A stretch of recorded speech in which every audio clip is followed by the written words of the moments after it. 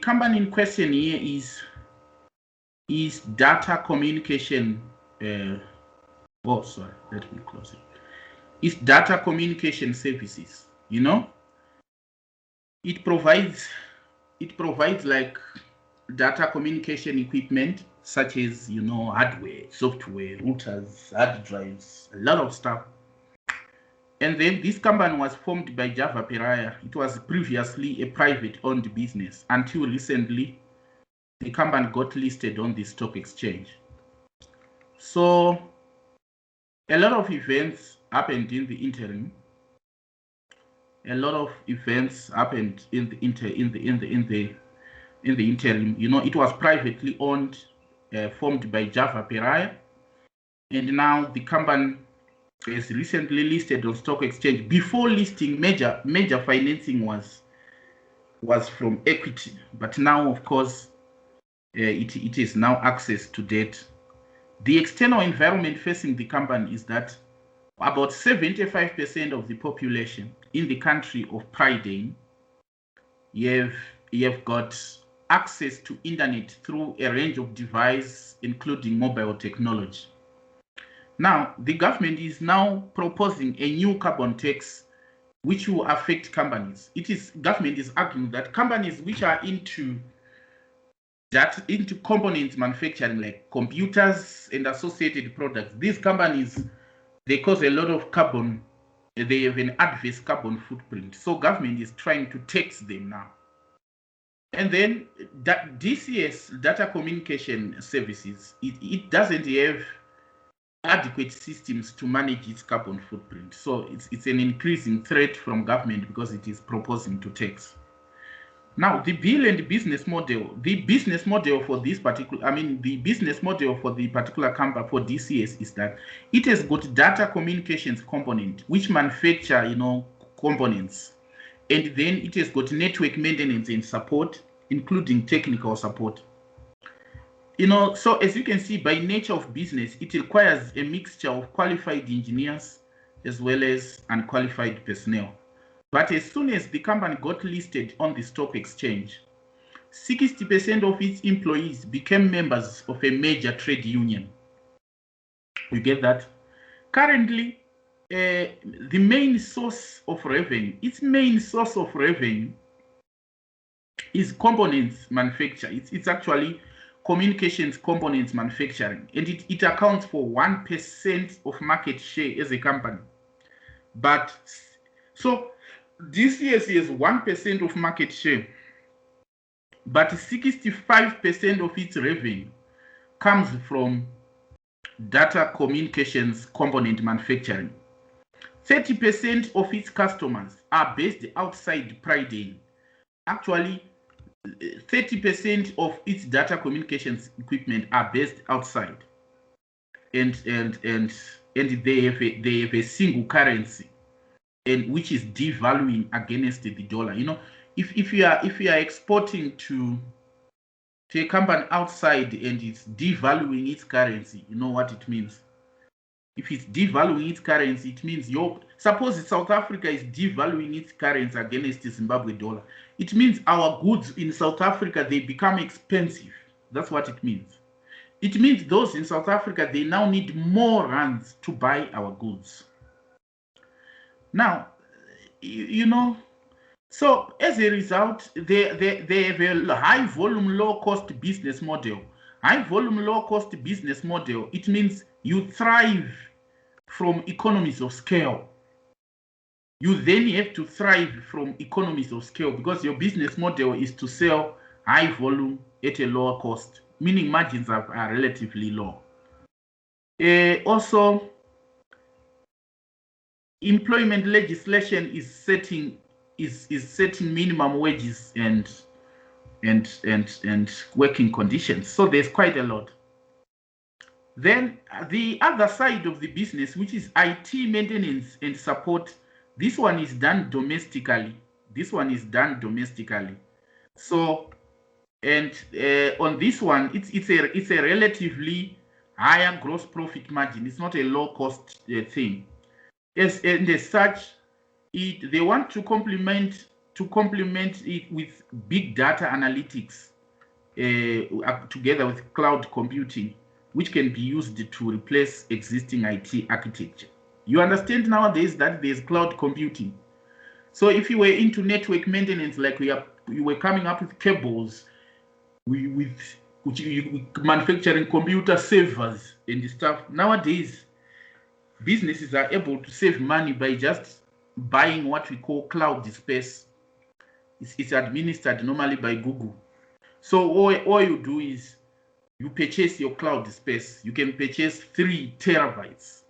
You can purchase 20 terabytes, depending on the size of and volume of data that. So instead of using traditional servers to store your data, you can now have cloud computing. So it's a key aspect that these guys are trying to venture into. Now, you as a business analyst, you had a transcript or conversation that we had with Java Peraya, the CEO.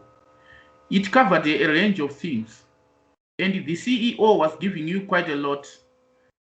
Gave you that the culture is like highly centralized, etc.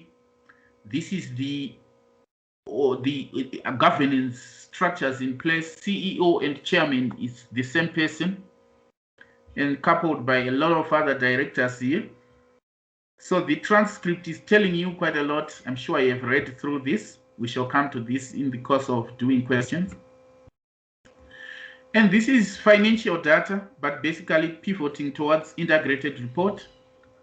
So this is data analysis from, we want to use this data to evaluate performance from integrated reporting.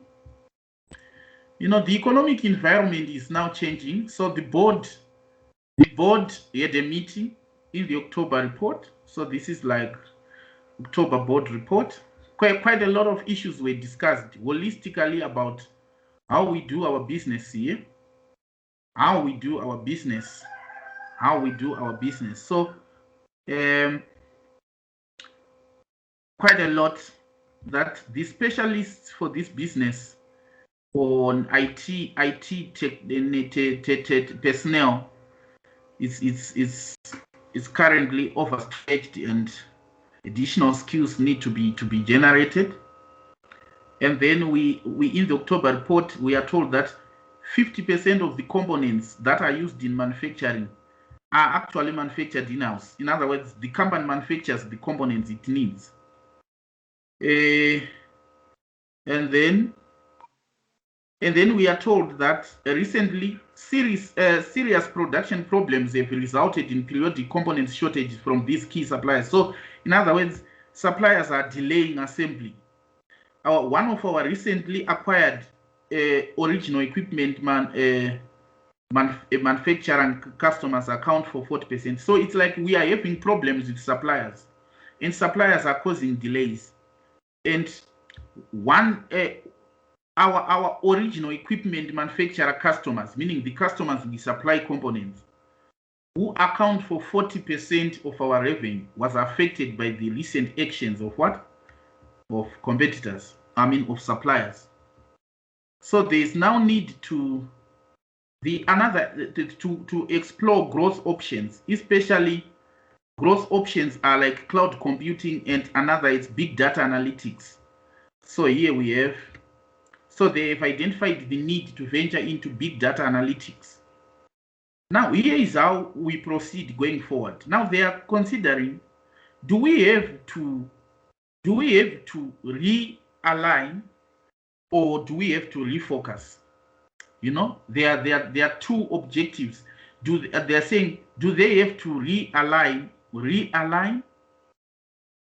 realign is to make it less reliant on what they have been used to, like data communications equipment, or to pivot towards exploiting other technologies like big data analytics and stuff. So this one is a very important area that we shall look at as we are answering. So this is what they are considering. Do we have to continue focusing on what we used to do, or we have to pivot and exploit other technologies like big data analytics and everything else? And then These potential scenarios are being evaluated. So these are like cost and revenue estimates, refocus strategy and realignment. To refocus is to continue what we are doing. When you say you are losing focus, it means we are saying, can you refocus? Can you continue on what you know best? That's focusing. Realignment is the environment is now changing. So do we really have to realign, meaning to pivot our attention to exploit additional technologies as they arise? So you have all this. So the cash flow analysis of the cash flow consequences of the strategies are given in exhibit number 5. These are cash flow consequences. And then there is now exhibit number 6, where it was an interview that we have with middle management, and they were sharing out their complaints about the culture of this of those charged with governance. They were complaining to you about lack of professionalism, lack of secrecy, integrity, etc. that is happening in this particular company. Okay. Now let us now have these questions together. I know you have read the questions, so no wonder why this was just a rundown of it, because these exhibits are too long. No wonder why we give you these in advance so that you read them in advance of the lecture. And today I will not be doing much of the talking, as I said. I'll be doing less, but I will be pointing to you how to answer. The case requirements are included in the tasks shown below. From the information you have collated, meaning you have gathered, draft a section of the consultant's report for directors of DCS company to include the following: an analysis of the industry and environment which DCS company is competing in using an appropriate model, an evaluation of the overall performance of DCS company between 2012 and 2015 from an integrated reporting perspective. Professional skills marks are available for demonstrating evaluation skills relating to DCS company's environment and performance. So we are giving you marks for evaluation, meaning evaluation assess both sides. You have to critically assess both sides and reach a conclusion. That's an evaluation. You have to tell us the analysis of the industry or market in which DCS is operating in, and then an evaluation of overall performance. Now, the question says draft a section of the consultant's report. I'm sure you need to understand what that means. The question is not saying draft a report. No, that's not what the question is saying. When the question is saying draft a section of the consultant's report, such a question is not saying draft a report. So you are writing a report to the board, but draft a section of the report. You know, to say draft a section of a report is like you are reading a book like this, and then say, can you read for me what is on page number 13? Now, if that is a section of a book, now if you are reading to me what is on page number 13, clearly you don't start by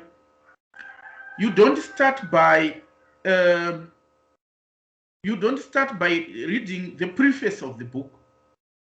So when you say section of the consultant's report, there's no need for you to tell us about to the board of directors from. No. This is a section of a report. It's like an extract of the report. So how then do you write it? You'll be presenting your information on the word processor. So when you're writing this, you let me open my normally I like opening my Excel because it's lighter on my it's different. It's lighter on my machine than Word. plus Excel can cover both elements of our discussion. If there are computations, we can work. If there's need to type, we can still type. Okay, just a sec, it's opening.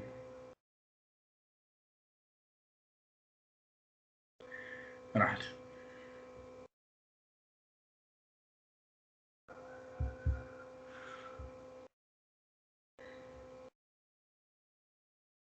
All right.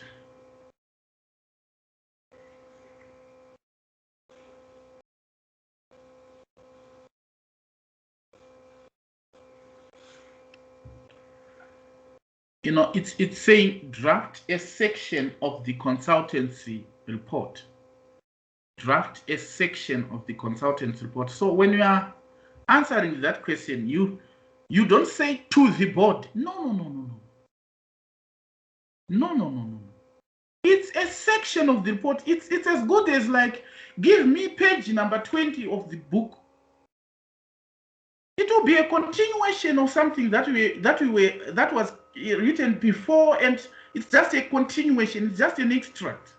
So we don't even want you to say section of the consultancy report. No.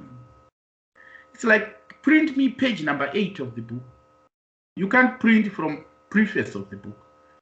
So all you do on this particular question, you simply say it's a section of the report. So we don't even need to.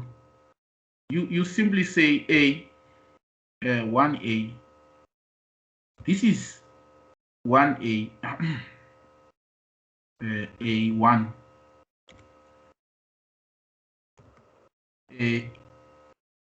Industry analysis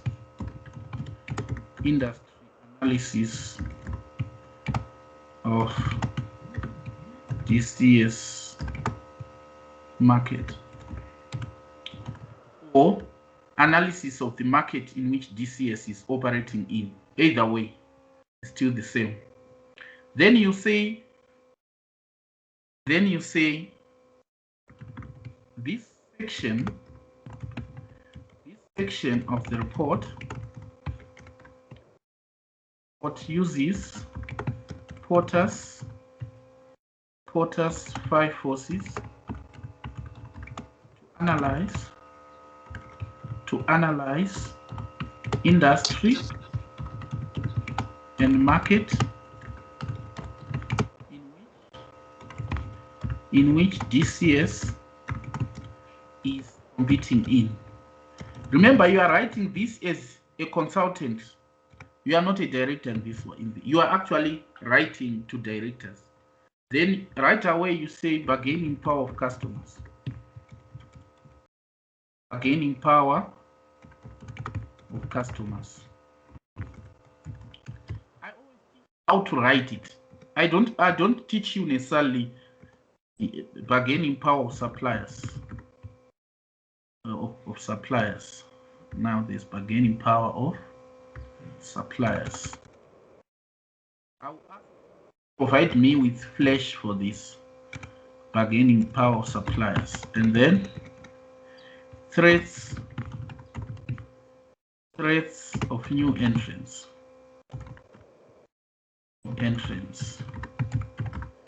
Then threats of substitutes.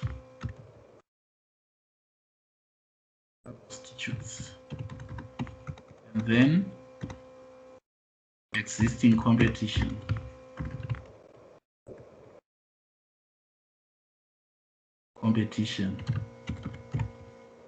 Right. Now you have this. You know, this is how you put it. It is customary even to put it like this before you even write anything. You know what we look for when we are considering the bargaining power of customers. Because you need to know what you look for in this scenario. You look at customer switching costs.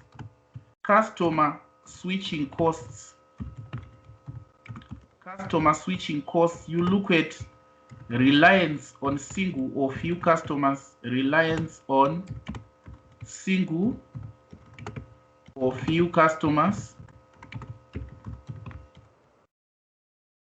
look at demands or sophistication, demands or sophistication of customers. This is what you look for. I'm not saying you write like this. I am saying when you are answering the question, this is what as examiners we are looking for. We are not looking for anything that doesn't even concern customers. But you know, you as the students, and unfortunately, you know, as the students, there is somewhere where you think you then have to type. Because I always get issues where students are saying, say I couldn't finish. Then I wonder, why? It's easy. All you do is like this. You know what to look for. So it's important just to come to business model and this exhibit on business model and everything. Yes, it all. Yes, it all. You are actually told that DCS has two distinct components. So this aspect, this here, you can copy it. You can copy it like this. You copy. You come here. This is how you do it. You come here and paste. Right? And then you then say, the main source of revenue for DCS is high volume, low cost data components, which so you come here, all this is an element of doing with bargaining power of customers. You come here.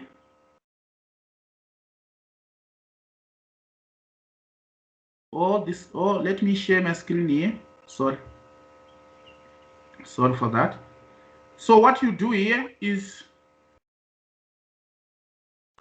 notice the main source of revenue for DCS is high volume, low cost data communication components. This part here, you copy it like this, copy. You come here and you paste it. You can paste it because it's a relevant part of your explanation. Now notice, having done this, there is also mentioned that 30% of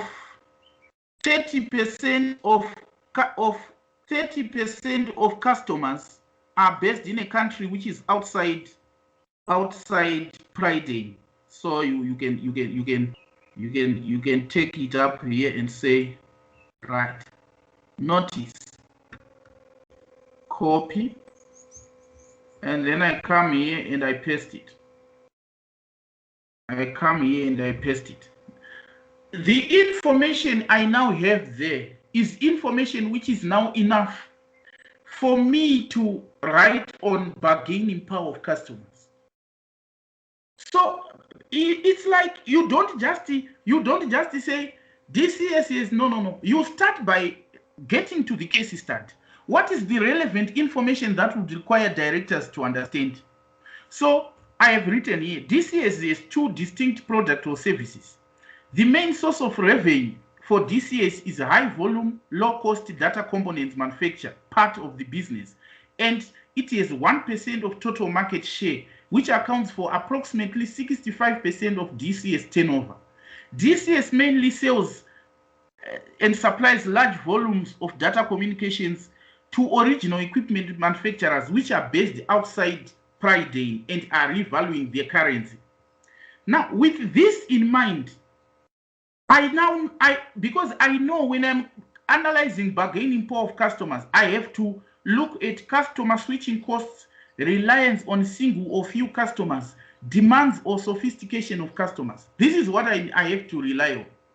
So what I then have to do now is I then have to come here and I then have to come here and now begin to apply these points here shaded in red to this scenario.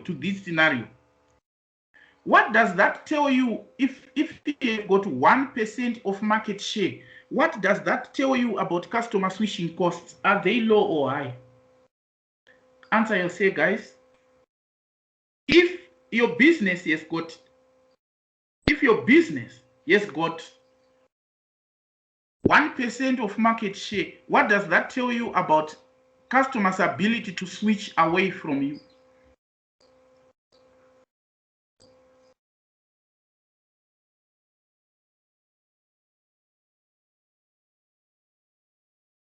What does that tell you about customers' ability to switch from you? Oh, right. If you've got high, if you've got 1% market share, you are saying what you are referring to high is, are you saying there's a high switching costs or there's a high ability to switch? What are you referring to as high? Because you want to understand customer switching costs. Okay, good. So what you are referring to there is you are saying customers can easily switch away from you. If you've got a high ability to switch, correct. So this is now what you will be saying, Aline, because it's like you have already, but I don't want you just to begin to say it without copying a relevant points from the scenario and then develop them further. To say, if we have got a high 1% of market share, it means this market is highly competitive. There is plenty of other suppliers who can offer the same product to customers. So customers can easily switch from DCS, indicating a high bargaining position. Also, if 30% of the company's revenue is from customers who use a single currency, these customers are using a single currency, and they are a single block of customers. You know, these customers are called original equipment manufacturers. So it's like a single generic nature of customers. Take, for example, it's like a pharmacy which is saying 30% of our drugs, we sell them to hospital. It's like a drug manufacturer who is saying 30% of our drugs, we sell them to hospitals. So hospital is a single block of customers.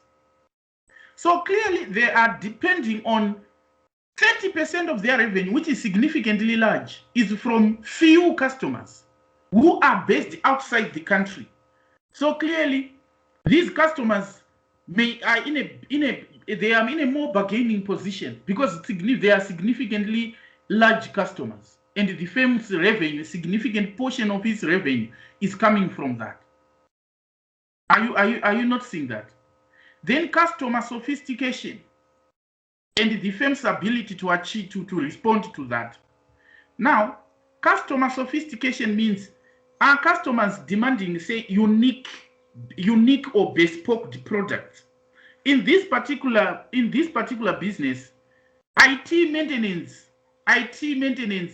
maintenance of networks and technical support, clearly this one is an element of bespoking. It's a customer specific service. So because this is a customer specific service, we can actually say customers are in a lesser bargaining position. You know, if customers need bespoke IT maintenance and technical support differs from one customer to another. It's not a generically similar product. So if it differs from one customer to another, one would argue that, you know what, it's customers have a lesser bargaining position if they are given bespoke product offerings. You get that? Unlike a situation where on data manufacturing, where we have got 1% of market share and we manufacture same product with different suppliers, so there's no element of differentiation where a customer can differentiate and say, I can buy from this, not from this, because the products are generically the same. But if products are differentiated, like IT maintenance and network support and technical support, these products now they are distinct from one supplier to, what we offer is different from what others offer. In so doing, customers now they have a lesser room to switch if we are offering a distinct service. Are you getting it? So this is what you'll be doing. Now, there are 15 marks allocated, and you are writing Potter's 5 forces, meaning you are just chasing how many marks? You are just chasing 3 marks on each, so you don't overdo it. That's the reason I always favor you copying and pasting and then develop it further, so that now if I write the answer and you see my answer like this, you'd say, say, have you noticed how the examiner's answer was? It would appear to you that the examiner was typing this, yet it was just copied and pasted and then developed. When you are developing it now, you are looking at these things. From this information, are customers able to switch? Are we relying on a single customer? Are the demands of the customer sophisticated or not? You can now take it from this. But it would not make sense to just begin to write without even giving us a case reference. Where are you getting this from? That's about bargaining power of customers. Then you go to bargaining power of suppliers. What do you look at? When you're assessing suppliers' bargaining position, you look at impact of suppliers action on our business. Suppliers action, our business model. If a supplier acts otherwise, are we affected? Comma, reliance on suppliers, on single or few suppliers,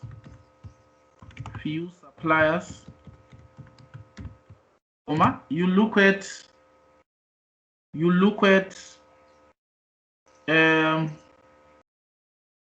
right, you know, you need to look at also this. You need to look at who your supplier is.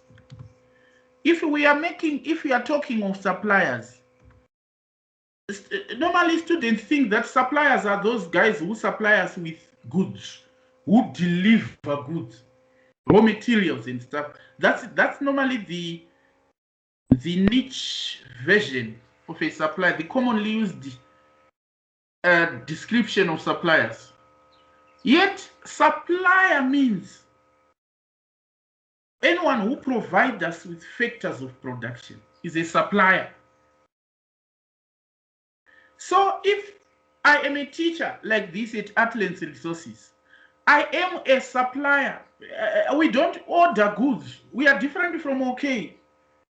Atlas Resources is run by teachers. So teachers are suppliers. If you are a microfinance institution, suppliers are those who give you money. So if you are getting loans, they are suppliers. So don't just have a narrow vision of who a supplier is and think that suppliers are people who supply us with goods.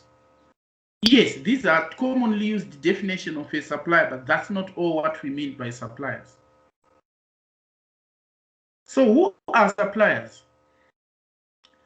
In this case, this is a manufacturing business.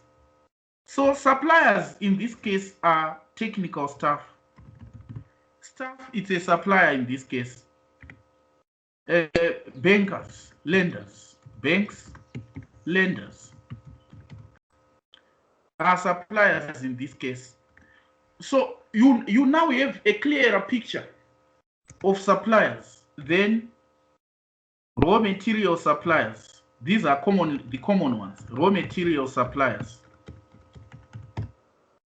Right. So you now have your inventory of suppliers. Now what I just want to tell you is this one. I'm going to say it. You are told that. So what you do is you say,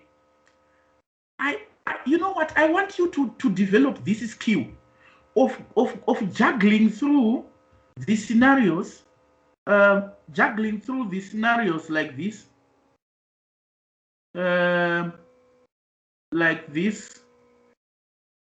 copying and pasting, because this is the approach that I've realized is good for you to finish the exam. So notice, DCS currently manufactures 50% of all components that it uses. And then the remaining are bought from 2 multinational global suppliers. You copy. Are you not seeing that? You bring it here and you paste. Learn this skill and don't take time before you master it, because this is how answers are crafted. I showed you this in the last revision lesson, in our last week's lecture. And then, so you now have this. And then recently, serious production problems have resulted from periodic component shortages from these key suppliers, creating significant delays in our manufacturing. I copy this. Answers are always there. Answers are always there. I paste it. Are you not seeing I am fast because I'm copying and pasting? Already the examiner knows that this person knows this stuff. And then I come here and take this part, this point here, which is saying, there's a point here which is saying, upon, right, since flotation, 60% of employees joined a major trade union. I copy this here, I paste it. Now with this, I already have my points.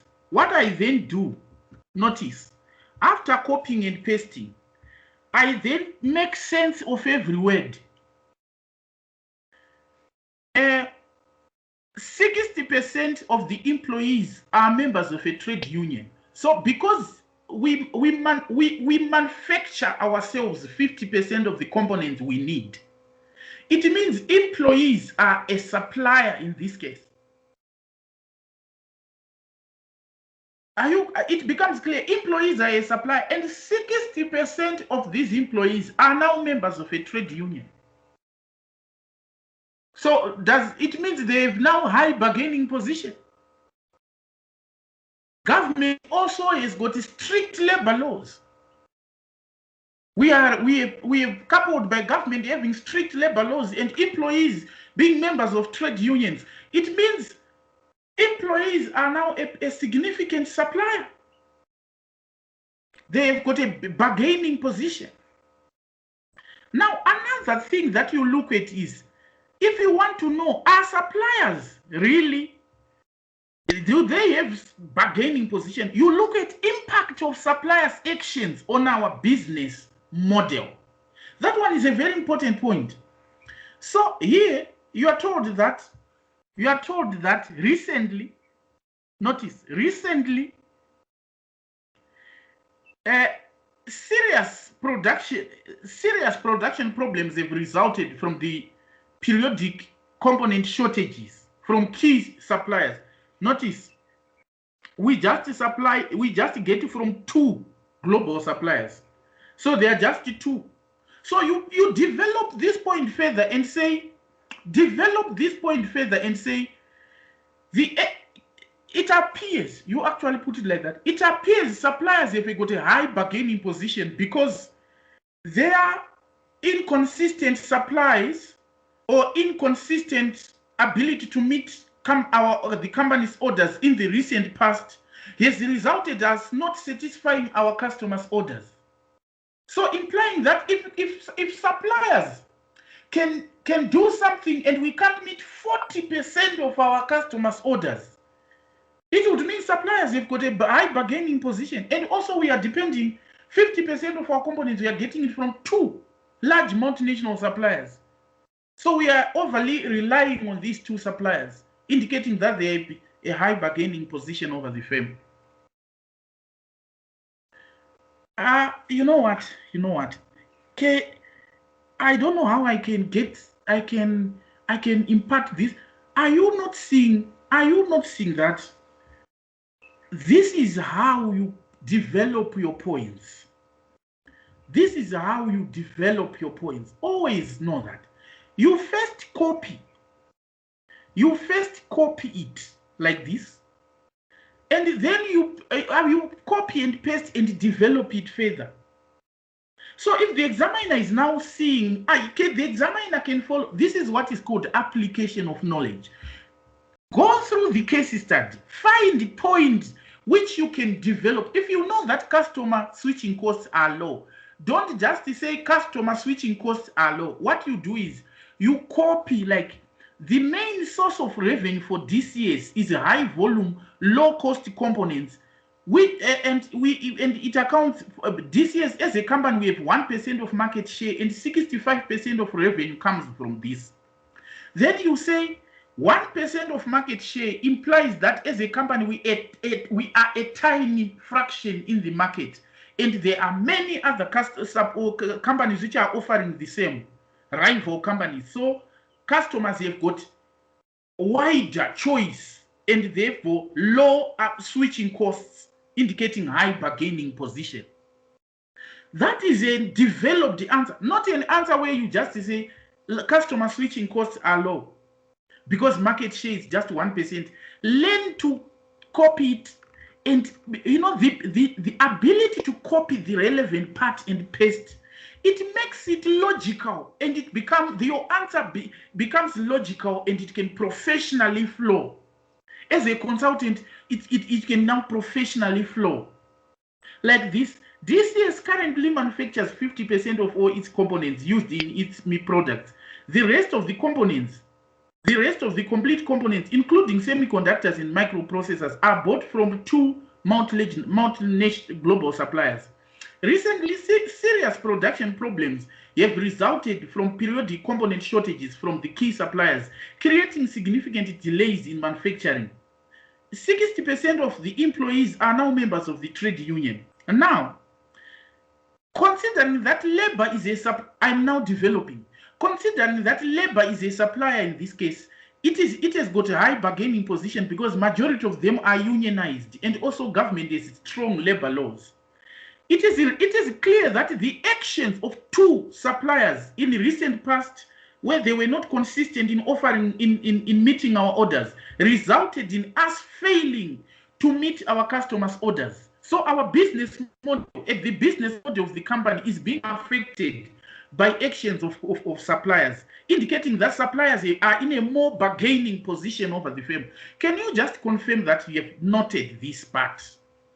You have noted this part, because if you can only note this part, how then do you say you can fail this exam? There's no way. There's no way. All right, and then so continuing. Now you now go to the next force, which is threats of new entrants. Threats of new entrants. You know that new entrants,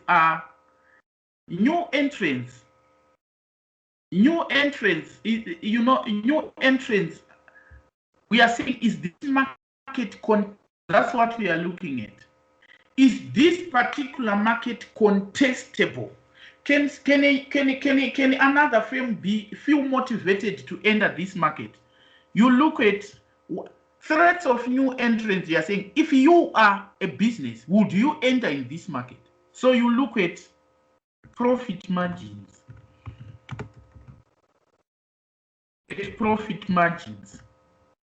Look at capital required. Capital requirements. Look at whether there are patents or copyrights. Patents or copyrights. Look at legislation. Legislation. Do we have legislation or laws? Legislation on registration. Registration laws. Look at that. This is what you look at. See, this is what you look at when you're examining threats of new entrants. This is what you look at. Whenever you're examining the threats of new entrants, that's what you look at. Now, what you then have to do is to apply this to the scenario. By applying, I'm saying, can you pick relevant points from the scenario? Now, this is a relevant point. Like, if you are given that the business has got high volume as to low cost products, and it thrives on economies of scale. It thrives on economies of scale. What does that tell you? Is this market, is this a market that can provoke you as a potential entrant? A market which has got high volume, low cost products, and thrives on economies of scale. Is it a market that you as an outsider, you are motivated to enter into? Can you type? High volume, low cost. If you are an outsider, are you motivated to enter into such a market? High volume, low cost. You being an outsider, are you motivated to enter? Are you getting it? So you then develop. So notice. That's how you take it. You first extract from the scenario and say, clearly, this might be a barrier. This might be a disincentive or a risky venture to any potential entrant. Because you may fail to generate enough volume. Because the need to cut costs if you are a new entrant may put that particular business at a disadvantage. Thereby, it's demotivated from entering in this market. It now makes sense because you applied. Another thing is IT support. We are being told that, according to October report, they are very difficult to recruit. This business depends on the use of skilled IT staff, and they are very difficult to recruit. That is another indication that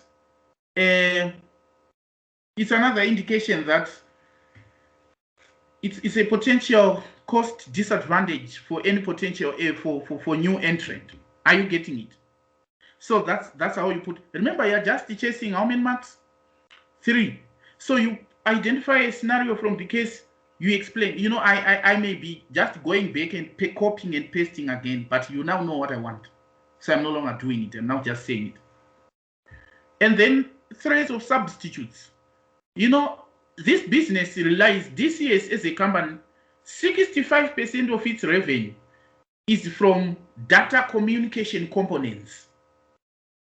But notice, you know, by data communication components, we are looking at things like routers, cables, servers, flash drives, or the components we use to communicate, the actual components, even headphones, cell phones, etc. But nowadays, there is this element of cloud computing and big data analytics, which is now putting aside the role of the traditional server. You know, we used to have servers in companies. We would have a room, which we would call a computer room, with a server, a huge machine like this one, this size, where the administrator of the database or the IT person would give users access permissions or agent rights, so that if you are a receiving clerk, you'll be doing this. If you are a receivables clerk, you log on your permissions. There are certain executables that you can do, which you and what others you can't do. An inventory person will do the same. This is the traditional data communication component business model, which this DCS companies is still doing. But there are now new entries. There are now substitutes. There's now cloud computing, which does not even require cabling and all the cabling we do, the purchase of servers and stuff. No, cloud computing, you purchase your cloud space. It might be that will represent your server. And you give access agent permissions to users, and they can access the cloud from home. So we can actually work from home, making use of the cloud computing softwares. You get it? Imagine businesses like Facebook. Do you think they have a server? If they have, imagine how big that server should be. They just do everything on cloud. If you log in with your portal, you can only access certain permissions that they permitted you to do. That's what you can do. So this is now where we are pivoting to. So the traditional role of a database administrator, you know, a person who would say there's an error in the receiving machine, would go there, get rid of the error. That's technical support. I'm failing to log in. They will assist you to log in. That traditional role is gradually phasing out. So as DCS is facing these potential threats, there's now low-cost communication solutions like cloud computing, big data analytics. But clearly, there are just 3 firms which are offering that in the market currently. So already the threat is very low. But it's real, but it's very low. The threat is real, but it's low at the moment. And then existing competition. When you are talking of existing competition, according to Porter's 5 forces model, on existing competition, we are saying, what is it that the firms are actually doing in a bid to outcompete each other? That's existing competition. You know, firms in a market can compete on the basis of price and cost, like this is what they are doing now. High volume, low cost. So currently they are competing on pushing volumes, on sales promotion, on quite a lot, whilst keeping costs down. They are competing on that whilst keeping costs down. But now we are told that government is threatening to increase wages of IT and other technical staff. So in other words, if government sets a minimum wage, it's going to put an upward pressure on our costs. Do we have mechanisms in place to do that? Another thing is pivoting towards exploiting new technologies, which is called product innovation. So existing firms in this market are competing also, apart from on the basis of price, they are also competing on the basis of product innovation. Because currently firms are exploring opportunities to exploit these big data analytics and other ways of storing data apart from data communication components like cloud computing. So if you are now asked what is the existing competition in the market, it's on the basis of price and non-price. Non-price in the form of product innovation. How? You tell the examiner what you are talking about. Right. I know some of us joined us late. The question, it said draft a section of the consultant's report. This is not saying draft a report. A section of a report is just an extract from the report. I'm sure you get that part. Now continuing.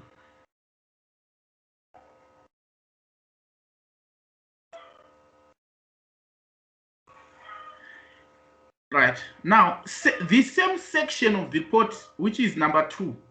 Remember, number 1, it said you do it like this. You say 1, industry analysis of DCS market, and then you then come to number 1, 2. It's the same section of the report. And then you say 2. Evaluation of DCS performance from integrated reporting perspective. Evaluation of DCS performance from an integrated reporting perspective. Now, what you do when you are answering a question like this, evaluate DCS performance from an integrated reporting perspective. When you are answering a question like this, you come to the question and check the number of marks allocated. Notice the number of marks which are allocated to this. The number of marks are 12. And integrated reporting has got how many marks? Integrated reporting has got 6 capitals. Now, notice this question is not saying what is integrated reporting. So please answer the question as set, not as what you think was set. So now we agree that the question is not saying what is integrated reporting. So if you spend time explaining to the examiner what integrated reporting is, you are not answering the question. Rather, go into the question right away and evaluate performance from an integrated reporting perspective. So what you simply say, there are various ways that how you can present this part. You can simply say,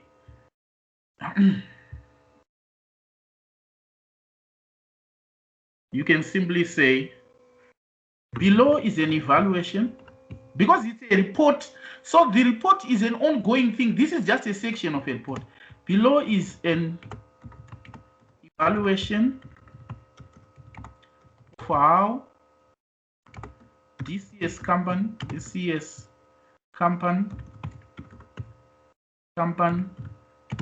is providing a return on 6 capitals. Providing a return capitals, 6 capitals under IR integrated reporting framework.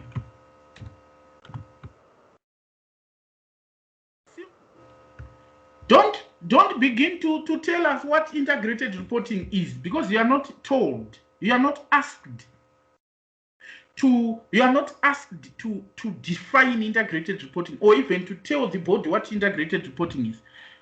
You know why? Because the board has already given you a report. Now there are 12 marks, meaning you are just chasing 2 marks. You are just chasing 2 marks on each. Imagine. Just 2 marks. So what you do is you come to the report on integrated reporting. And remember, there are 12 marks. It means 2 marks on each capital. So don't overdo it. You may say, what if the examiner has calculated various ratios on each? Because the marking scheme is for variety of students. It's not for, you are not a variety. You are just a single student. So this is integrated report. So you can tell that the board already knows what integrated reporting is. So don't define it for them as if they don't know. They have already given you the report, meaning they know.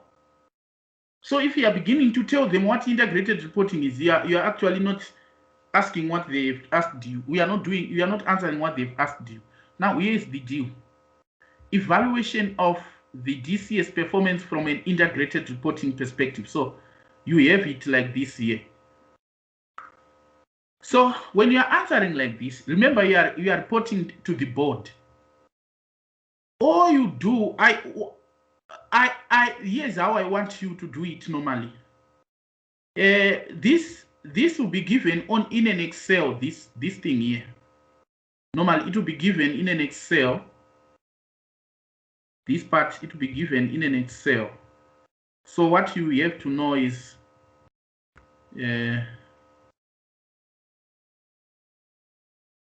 you can because it will be given on an Excel, what it means is it's easy to manipulate. It's easy to manipulate. Unfortunately, here I can manipulate it as well. I can convert to Excel, but it may take time. But what I want you to do is you copy this everything here from the exhibit and you paste it on the spreadsheet. But because this one is now on PDF, I can't do it here. So let me then just ask you to help me make some workings. This is 2015. You just work with extreme values. 2014. There's no benefit of performing every ratio, of computing every ratio. No. Right. Now you may say, how then do we answer this? You say financial capital. Financial capital. Now, after saying financial capital, can you, that's how you do it. You say, can you calculate net profit, gross profit margin for two years, and let me know the figures on the chart feature. Gross profit margin,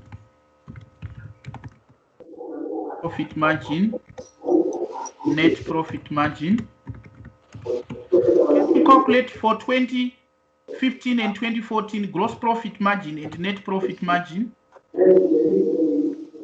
Guys, can you mute your colleagues? And then revenue growth.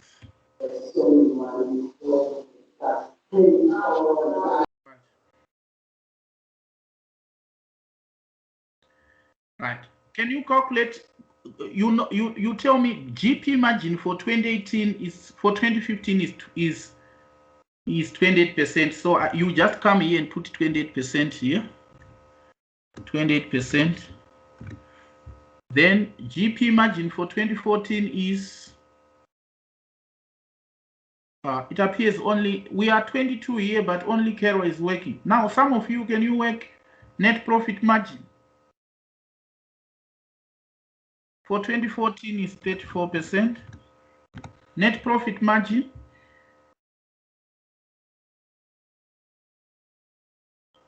Net profit margin.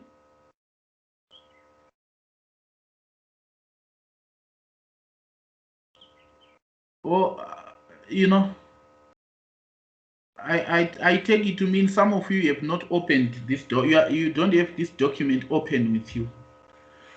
So let me work it out myself. Profit for the year 0.15 over 6.95. Net profit margin, I'm getting 2% in 2015. 2% 2015, and 2014 I'm getting 0.54 over 4.75. 11%, and then overall revenue growth over the 4-year period. Revenue growth over the 4-year period, it's a matter of saying 6.95 minus 4.75 equals divided by 4.75. So revenue grew by 46%. Overall revenue growth was 46%. Now, remember, you are just chasing 2 marks on financial capital. So it's not an issue of necessarily overdoing it.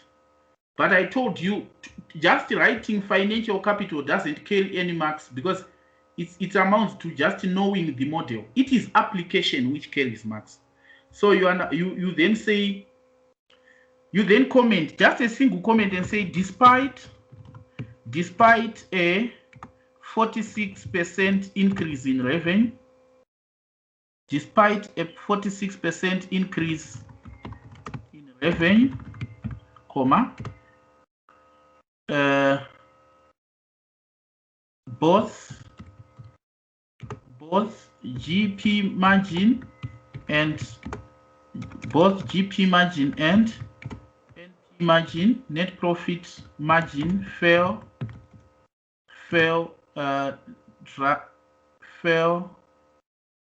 by a large margin,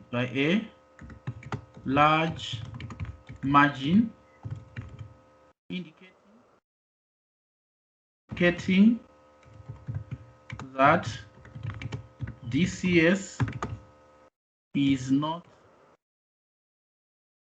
providing enough return on financial capital.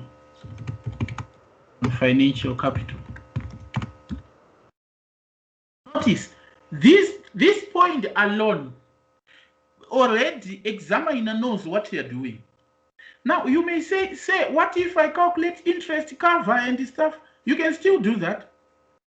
But clearly, as an intelligent student knows that in an exam, what matters is to communicate to the examiner that I know the stuff.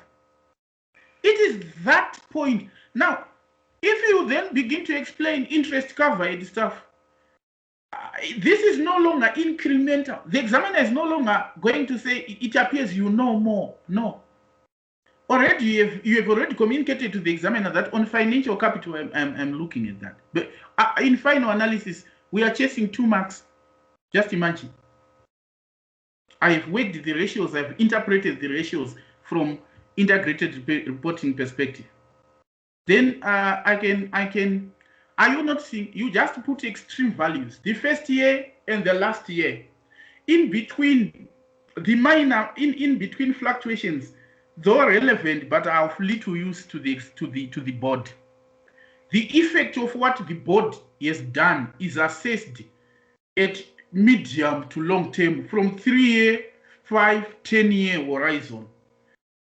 You can't come to me as a board member and tell me that net profit it fell to and remained constant, and now it has is that how you can report to the board? Can you imagine how annoying is that? Doing it yearly, you may say, what if I see the examiner has done it yearly? Because the examiner's answer is to accommodate all of you. But you can't write as if you are writing for everyone. No. The examiner knows that there are certain students who take pains to say 2014, 2012, 2015, to include every year. There are certain students who do that. And the examiner knows that. And the examiner cannot penalize you for that. But clearly, if you are writing to a board member and you are that detailed, it ceases to be a board report. Then another issue is social capital, or any other capital you can employees, you can put of human capital. You can put human capital here. Human capital. You know, when you are talking of human capital, we are saying how the firm is utilizing its labor force. How the firm is utilizing its labor force. So human capital looks at things like revenue per employee,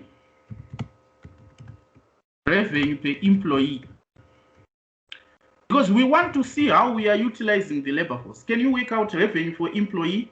You just use extreme values, 127 and 150. So these are millions. So it's like 6, it equals 6,95 divided by 127. And there is 4,75 divided by 150. 4,75 divided by 150. So these are millions. So revenue per employee, you'd notice these are millions. Extreme values. Then what else? You can now have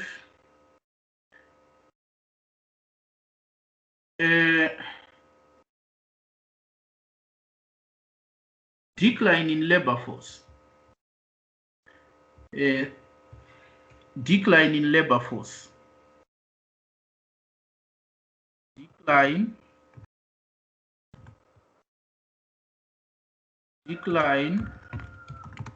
in labor force. Now, our employees decreased by what? They ended up being 127. They were initially 150. So it was like 15%. So decline in labor force was 15%. Employees decreased by 15%. Now, what can you comment? Remember, you're chasing 2 marks.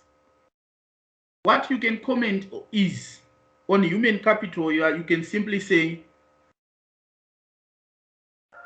the firm has resulted, high labor turnover. Actually, you can see that staff turnover is increasing.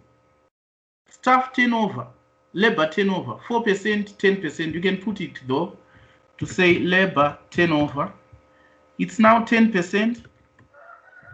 It was 4%. So because this is human capital that we have. If you are losing labor, we are losing the human capital. So you then have to just write a sentence or so here to say revenue per employee has increased for the period under review, indicating that the firm is making strides in utilizing its labor force. However, labor turnover is increasing, indicating that high revenue per employee might not be because employees are working harder, but it might be because employees are overworked. Are you not seeing that? If revenue per employee is increasing like this, yet the number of employees are decreasing, what does that tell you? Imagine a situation where you had two employees, you had two gardeners. They were sharing the whole garden, and one of them left, and one employee is now working the entire garden. That has two meanings. It might mean the employee is working hard, or the employee is being overworked whilst they are losing the employee. So overworking these employees may demotivate them actually. We wanted to see revenue per employee increasing if the number of employees had at least remained the same. Then we would say they are increasing, not unlike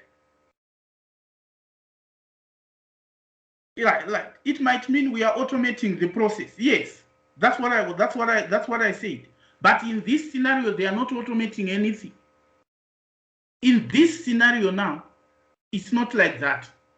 Because if you look at other complementary data like staff turnover, staff satisfaction surveys, everything is in a waste trajectory, meaning these are actual labor force management issues that they are having. Though they are considering automating, but they are not doing it right. You shall see it on manufactured capital shortly. You know what? I just want you to see how you present your answer for an integrated reporting framework. And then you say social capital. Some call it relationship capital.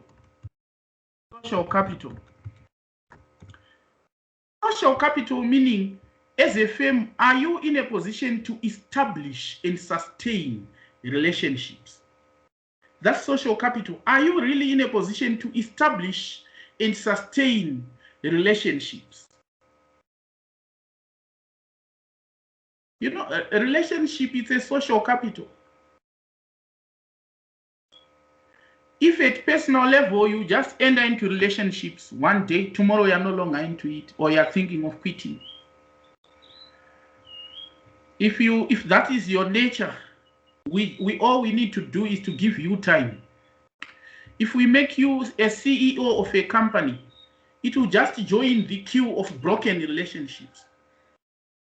If an employee makes a silly mistake, an employee is fired. If an employee complains, nobody listens. Don't think it is starting because you are now a CEO.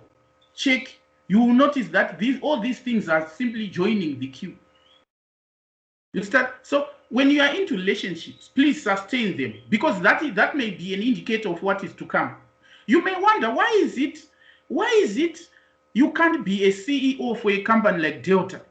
You always hear people saying, no, they are promoting on nepotism grounds. I'm not being promoted. There are certain reasons why some of the people, they don't deserve any promotion. Imagine a crossweb of relationships that Delta have with retailers, with bars, with nightclubs, with hotels, with a lot, with franchise holders, quite a lot. And you are in charge of maintaining those relationships, and you were busy breaking even a relationship with one person you had. You were not even seeing any sense in that relationship. No wonder why the odds for your promotion will be very low. Because your handling of relationships, we need the CEOs to better handle relationships, both internally and externally. Nowadays, external relationships are more important. Because businesses are now operating through partnerships as part of licenses, franchises, joint ventures, modular structures, outsourcing arrangements. All these are external relationships. Internal relationships, the ability to work with employees well, to value each other. The ruling culture in a company, does it acknowledge the employees in a company? These are internal relationships. That does it really value contribution from others, or it's egocentric? So all these, you have them, and you are at the realm, you are the CEO. You need to ensure that certain people are not even meant for promotion. If you can only look at how they handle the relationships.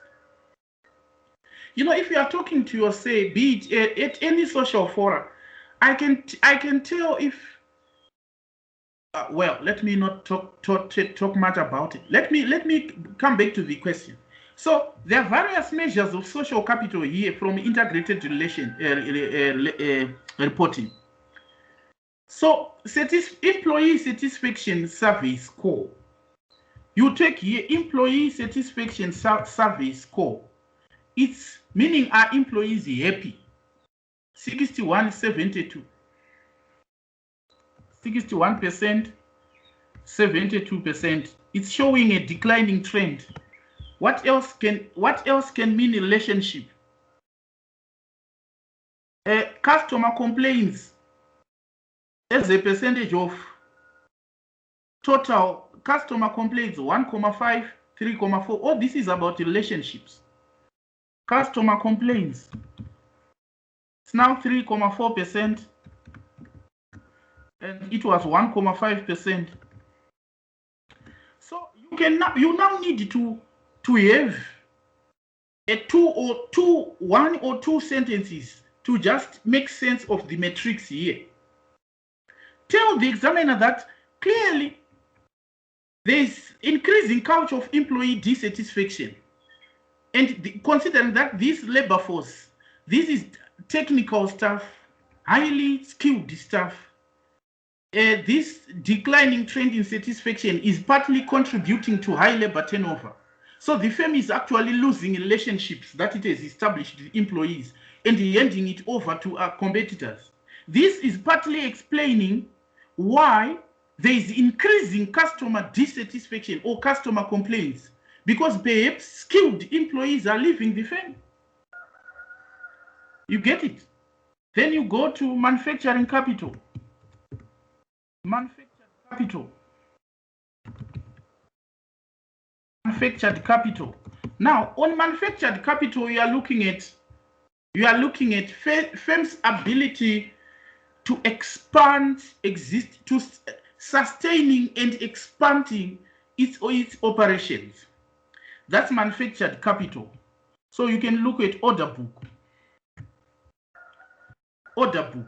You know what we mean by order book? Listen, manufactured capital means, are you able to expand and sustain your operations? That's manufactured capital. Are you making enough to replace your assets which are depleting through usage and remain operational? We call it manufacturing capital, meaning capital you need to continue operating. Now notice. How can I tell that you are expanding? I need to see your order book. I need to see your asset register. Simple as that. Order book and asset register can tell me if your scale of operations is expanding. So if you come to the integrated report data here, you see order book 2.53505. You know, we call it my orders in Shona. My order 2.5, these are millions, 3505. Clearly, are you not seeing orders are falling? Then you look at asset replacements. Asset replacements. You check whether are we replacing assets, like investment in non-current assets as a percentage of revenue. 10%, 7%. 10% because it's manufacturing capital. 10%, 7%. So with this, you can now write a sentence here and say, you are evaluating performance from an integrated reporting perspective. So you say manufacturing capital is important to increase the scale of firm's operations. Are you together? And then from the metrics computed here, the firm is having a decline in asset replacement or in setting aside funds to replace its assets. And clearly, this is now being reflected in the decline in the size of its order book. Full stop. Then intellectual capital. I'm no longer going to type now. Let me just open here because of time. You now understand what I'm talking about. Intellectual capital. Intellectual capital meaning it's an aspect of knowledge. Do we have knowledge or novelty or things that we call ours that can put us at an advantage, at a competitive advantage in the market? That's intellectual capital. Do you have things that you know, which you call yours, which clearly put you at a competitive advantage in the market? Do you have it? If the answer is yes, or are you investing towards the same? If the answer is yes, you are building on intellectual capital. Now, intellectual capital does not necessarily mean innovation. It may also mean, if your employees are skilled employees, are you not losing them? If you are losing skilled employees, you are not doing enough on intellectual capital. So we are looking at, is the firm investing in research and development or new products introduced? And then is the firm keeping its qualified labor force? Or do we have patents or copyrights in this particular thing? So we are looking at all that, but we just restrict our analysis to what we have here. So you can see here, investment in research and development is declining.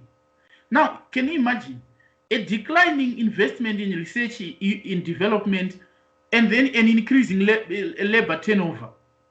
It might mean that the employees who must be in charge of doing research and development are leaving the firm. It might mean that, so in terms of intellectual capital, we are also in the negative.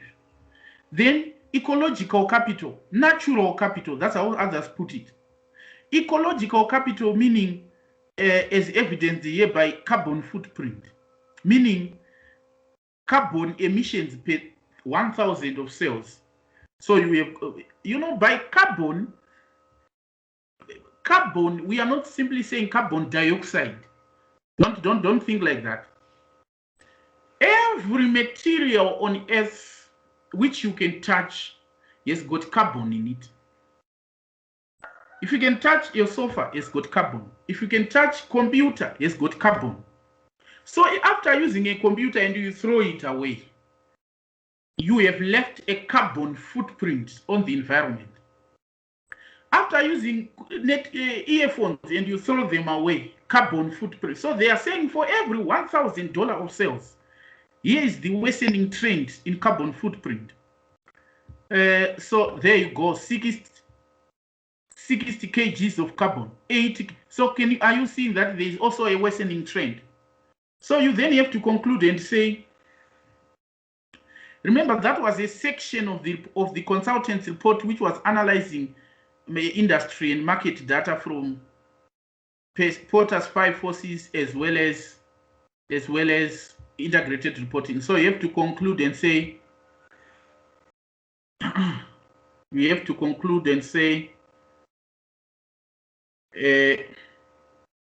the firm's position in the market,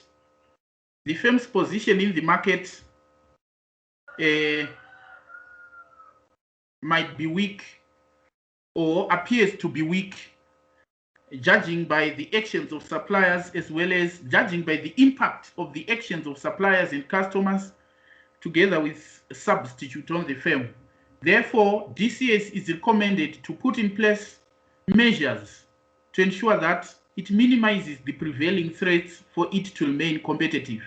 From a DCS perspective, I mean from integrated reporting perspective, it appears DCS is not actually is falling behind in establishing or generating returns to various sources of capital. And this worsening trend need immediate action to be reversed. That's how you just conclude. Now, next, you are now reviewing the transcript of the interview you held with Java Peraya, the CEO of DCS company, and you identify some key weaknesses relating to the governance of DCS, which you want to include in the consultant's report required.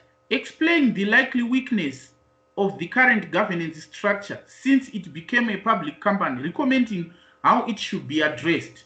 So it's like weakness. It's like weakness.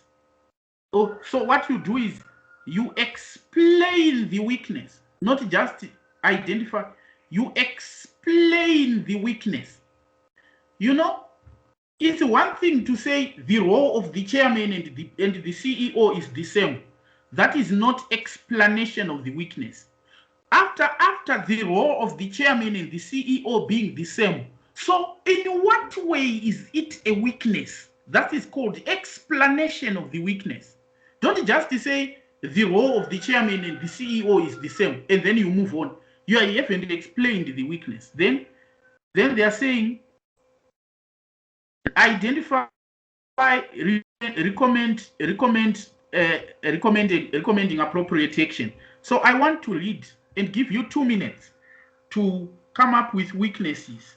So I'm reading the transcript you have with Java Peraya. I will be identifying them for your convenience. Now, thank you, Mr. Peraya. Remember, Peraya is the CEO. Thank you, Mr. Peraya, for showing me around your offices and factory. I found your staff and their comments very interesting. First of all, could I ask you to tell me how much you would describe how you would describe how your company is structured and managed? Then Java said, I would describe DCS as fairly centralized. I suppose in management speak, we would describe DCS as a structure of functional bureaucracy. We prefer not to allow too much managerial or departmental autonomy for their own good, of course, to ensure that they act in the best interest of DCS and to avoid irresponsible risk-taking, which unfortunately has happened occasionally in the past. We expect middle managers to respect and respond positively to senior management requests or directives and not to question these unless they are very sure of their facts. This is probably a legacy from the pre-flotation era, where much of the strategic direction was always decided by me and my closest senior directors, most of whom are family and trusted my friends. Would you mind explaining to how your company is directed by describing your corporate governance arrangements? So this is now where we get your answers now. Now they are saying, yes, I can. Please look at this chart. So here's the chart. Java Peraya is the CEO and the chairman. You know, the danger of doing this is this person will become so powerful and will become a domineering personality on the board. Normally, we want the role of the chairman and the CEO to be separate. Okay, so here are the directors. You can tell here that the non-executive director is only one. All the others are directors. So this is another issue also.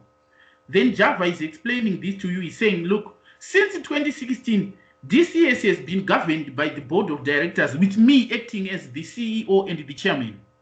Since 2006, sorry, giving me sufficient control to effectively direct the company and take strong leadership over the board, encouraging debate and driving the agenda.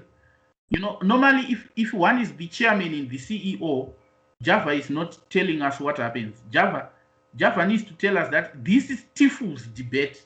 Because if he's saying we believe that people should take what management is saying. Now, the board comprises of one marketing director, Jules. So marketing director, Jules.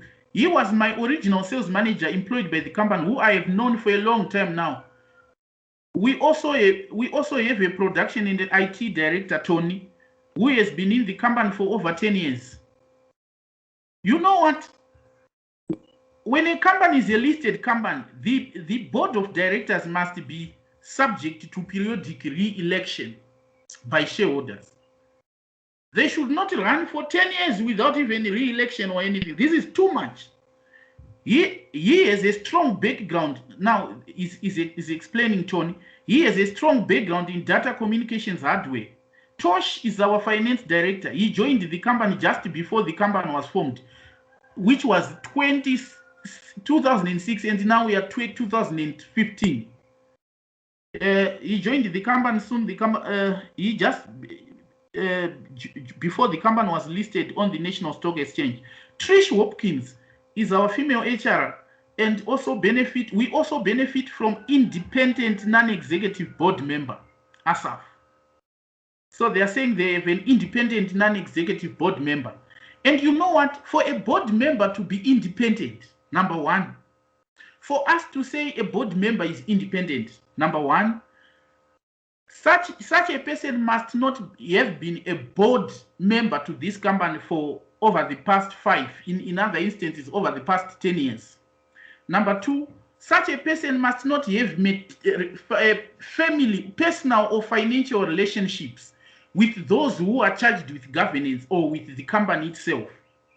So let us try to see if ASAF meets the condition. An independent non-executive director should not financially depend on this particular company, because otherwise the independence will be compromised. Now here you have the do. We were very fortunate to appoint ASAF because he is a very talented businessman and also executive director of 2 of our largest suppliers. So you can't say you are an independent non-executive director if we have got cross directorships. Imagine, is a director in this company, is also an executive director in our 2 largest suppliers. So he has got a financial interest in this company. So this person is not independent, as what Java is explaining. So allow me to read and answer the question so that we move on this one. So the role of the chairman, as a suggested solution, the role of the chairman and the CEO must be separate to avoid Java Pariah being a domineering personality on the board.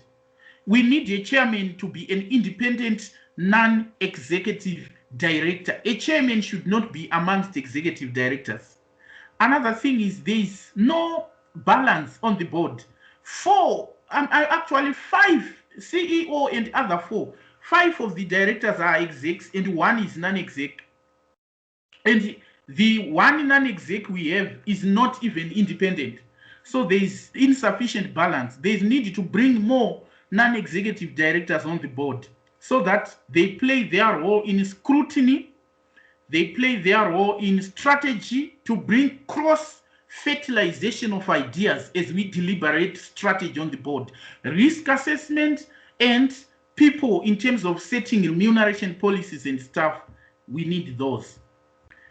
Then you proceed and say, that is really useful background, Mr. Pariah. So what about standing governance committees which presumably report to the board? Then Java Pariah is saying, we have an audit committee constituted of 3 experienced network engineers. Can you imagine? Audit committee constituted of network engineers. Clearly, there's a weakness there. Audit committee must be constituted with non-executive directors, majority of whom should have financial expertise. Audit committee should be constituted of independent non-executive directors, majority of whom should have financial expertise, not network engineers without anyone who have financial background. Now he's saying, so as a solution, this is a weakness. So as a solution, we must have a properly constituted audit committee made up of non-executive directors, majority of them with financial expertise. And they are saying they investigate internal control and quality failures when they arise. Audit committee is not in charge of dealing with quality issues. Then to promote more independence, we have also appointed non-executive director as the chairman. So ASAF, the ASAF, who is not independent, is now the chairman of the audit committee. And they are not. It's not even ASAP. They are saying we appointed a non-executive director as a chairman, who is a former compliance officer at the airport, whose background in air control and aviation. She's also a telecommunications expert. So all the qualities of the chairman of the audit committee are not the requirements of the chairman of the audit committee. So indeed, we should then have a proper audit committee with financial expertise. What about the risk committee? Do you have nominations or remunerations committee? DCS has no separate board-appointed risk, nominations, and remunerations committees. So this is a governance weakness. So we need the nominations committee. This nominations committee is the HR for board members. It's actually the HR. That's the human resources for board members. In what way? It evaluates body's performance. It sets the body's charter. It arranges succession planning for the board. It recruits and induct board members. Composition. The nominations committee should be made up of execs and non-executive directors. Are you together? So we don't have this. So that's the weakness. We should address it by having that. All strategic and long-term planning initiatives are initiated and decided by the main board led by myself. And of course, our management structure and culture is such that we embed the risk management through having a close control over staff.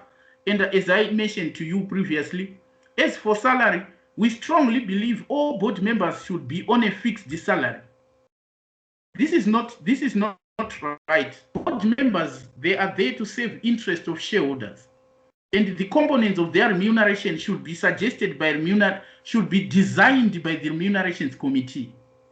Remunerations committee should design the salaries for board members, and this committee should be constituted of independent non-executive directors. And the salary structure for board members should be of such nature that it promotes long-term company's performance. He's saying to fix the salary to encourage them to take longer-term perspective. No. Rather than rewarding them with short-term bonuses. No. So fixed the salary it doesn't allow you to have long-term performance. As far as recruitment, remuneration, and succession planning is concerned, I personally approve and manage all middle and staff recruitment and staff promotions. So there's no need for formal induction process for our directors and senior management. So he's actually saying there's no nominations committee. It must be there. Remember, nominations committee is the HR committee for the board.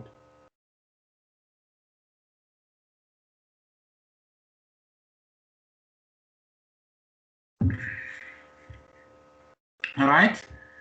Then, now you are listed. Now you are a listed company. How do you report to and agree with and engage with your shareholders, particularly institutional shareholders? Now, as a general rule, a listed company should have what is called a relationship management with shareholders. If you don't have relationship, there should be openness, transparency, integrity, probity, accountability, which you should display as a director to your shareholders. This is a key requirement as a concept in corporate governance, especially institutional shareholders. You know, institutional shareholders are companies who invest pooled funds. We call them hedge funds. Pooled funds. Like Old Mutual can invest in OK. If it invests funds that it collects from those who buy insurance policies and investment policies, you submit that money to Old Mutual or to pension, to NASA. And then NASA then invests that money on behalf of a lot of institutions. We call those institutional investors. So what they want or expect of you as directors must be attended to. You must pay keen, you must make sure that they are satisfied. Because if they withdraw their funding, you can actually have funding gap, a very serious funding gap, meaning funds relative to what you want to achieve, you may not have that. And you might then fail to achieve your strategies. So we need institutional investors. So there must be an engagement mechanism to engage with stakeholders, especially shareholders. It's a good corporate governance issue to maintain relationship and engagement mechanisms with shareholders. So there must be periodic reports, compliance with continuing listing obligations, issuing press releases, interim financial statements, cautionary statements. You must, as a general rule, you must engage with the stakeholders from time to time on any significant matter which you feel it will affect their holding or their investment. Now, let's see what Java Piraya said. DCS does not have separate governance or reporting structures to engage with shareholders, including institutional shareholders. But of course, we do meet our minimum company law obligations in relation to statutory reporting to shareholders, shareholder democracy and voting. No. So Java Piraya is saying they just meet compulsory. They just meet what is called compulsory disclosure. They don't have voluntary disclosures. You know, when it comes to what you disclose to shareholders, there are two regimes. There is what is called rules-based approach. You know, rules-based approach, like it's like compulsory. What does the law say? So it's like a box-ticking approach. You report what the law says. So the danger about that is, as a company, you are not open enough to disclose other additional information, which are company specific, but vital to bring openness and transparency to your shareholders, or even they are vital to allow shareholders to be aware of other of the environment you are facing and the risks that you are facing, so that they can make better investment decisions. That information is not there if you follow compulsory or rules-based approach to reporting. But if you have got a voluntary or you know, like principles-based, you are no longer sticking to the letter that stock exchange said we should report on this, and you report on that only, and that's it. No. Voluntary disclosures now, you are now disclosing quite a lot of information to build transparency, to build relationships and openness with your stakeholders, like your environmental policy, you know, your risk reports. You are now building your triple bottoms, you know, quite a lot. You are now reporting on sustainability. All this is vital, though it's not listed on the stock exchange listing requirements, but it's vital for your shareholders to have relationships, and actually listed companies should do that. But Java Piraya is saying, as a company, we are not doing it. Okay, so you are done. So that was it. So this is what you then have to do. That was your answer. So this one was easy. So it was like governance weaknesses. So you could just get 12 marks, any 4 governance weaknesses. I'm sure that they would do 4 governance weaknesses were enough in this particular question. Right?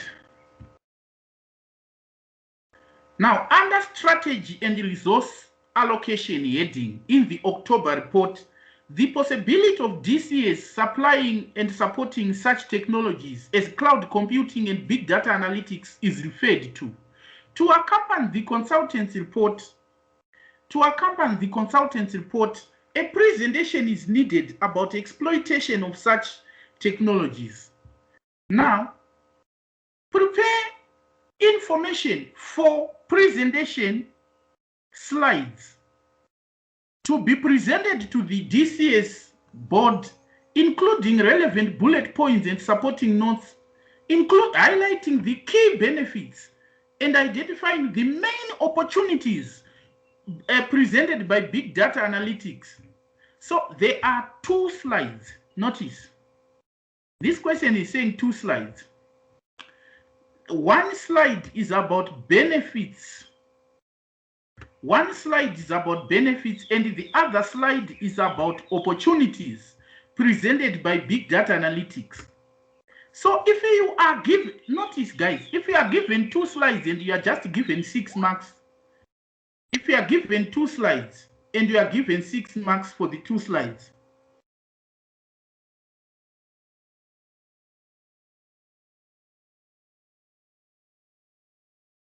or are you asking about the question on governance? Are you asking, okay, the question on governance, professional skills marks, you know, professional skills marks are not presented separately. No, they are not. You are being given, notice, your professional skills marks are given for skepticism. Skepticism. Skepticism means don't take everything at face value to be correct.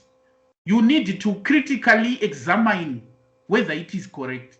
No wonder why when I read everything here, I was skeptical on almost every point. And I was saying, this is not sound corporate governance because, this is not sound corporate governance because, this is not sound corporate governance because. That was explanation of the weakness. And the reasons I was giving are therefore under what is called being skeptical. Are you answered? Right. Now notice on this one. They want us to come up with 2 presentation slides together with accompanying notes. 2 presentation slides together with accompanying notes. One slide is about key benefits of big data. Another slide is about opportunities presented by big data. And I told you, and I don't think I will tell you again, so listen. The answers to this question are easy to find. All you do, please never scratch your head and say, by the way, what are the benefits of big data? I have forgotten. No, not at all, not at all. All right. Let me show you how you get points. But you just put them in a slide. Remember, there are 2 slides for 6 marks, so it means 3 marks for 1 slide. Notice, allow me to read this part. They are saying where we intend to get, what is it that we want to do and how. So now notice. We need to decide between 2 strategies. Do we realign the business to make it less reliant on a high volume, low margin component segment and reallocate resources from the data communication segment into higher value added? Notice this is the answer. They are saying into higher value added network support. Now listen, to do this we need to further exploit technologies such as cloud computing, in particular big data analytics. So the question was benefits of big data. Now, which seem to offer, these are the benefits, which seem to offer low cost data storage, benefit number 1. You are putting this in your slide. Better understanding of consumer preference. Remember, it's just 3 marks. Benefit number 2. And ability to develop bespoke products.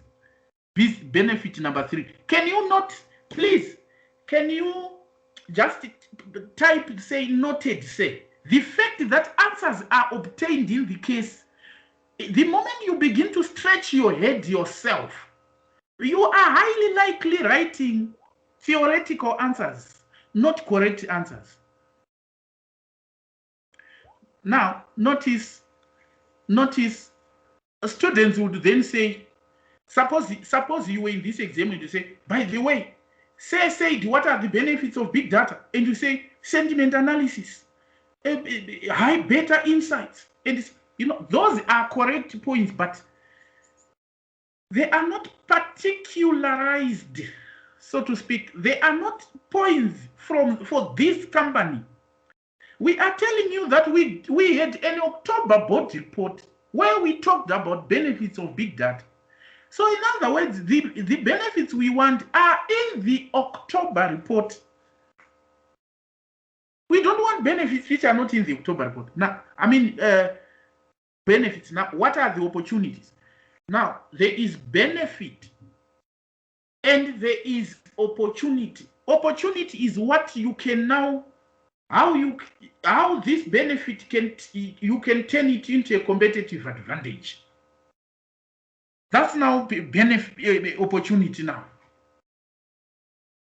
It's like the benefit is I can easily secure, I can easily know my customer.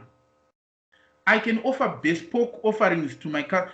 So in what way can I turn it into an opportunity? In what way can big data analytics turn these three benefits here? So already I'm not going to draw a slide. You now know how to construct a slide.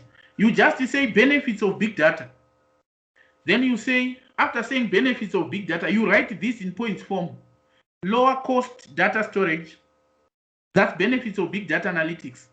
Better understanding of consumer preferences, helps to develop more bespoke products and services.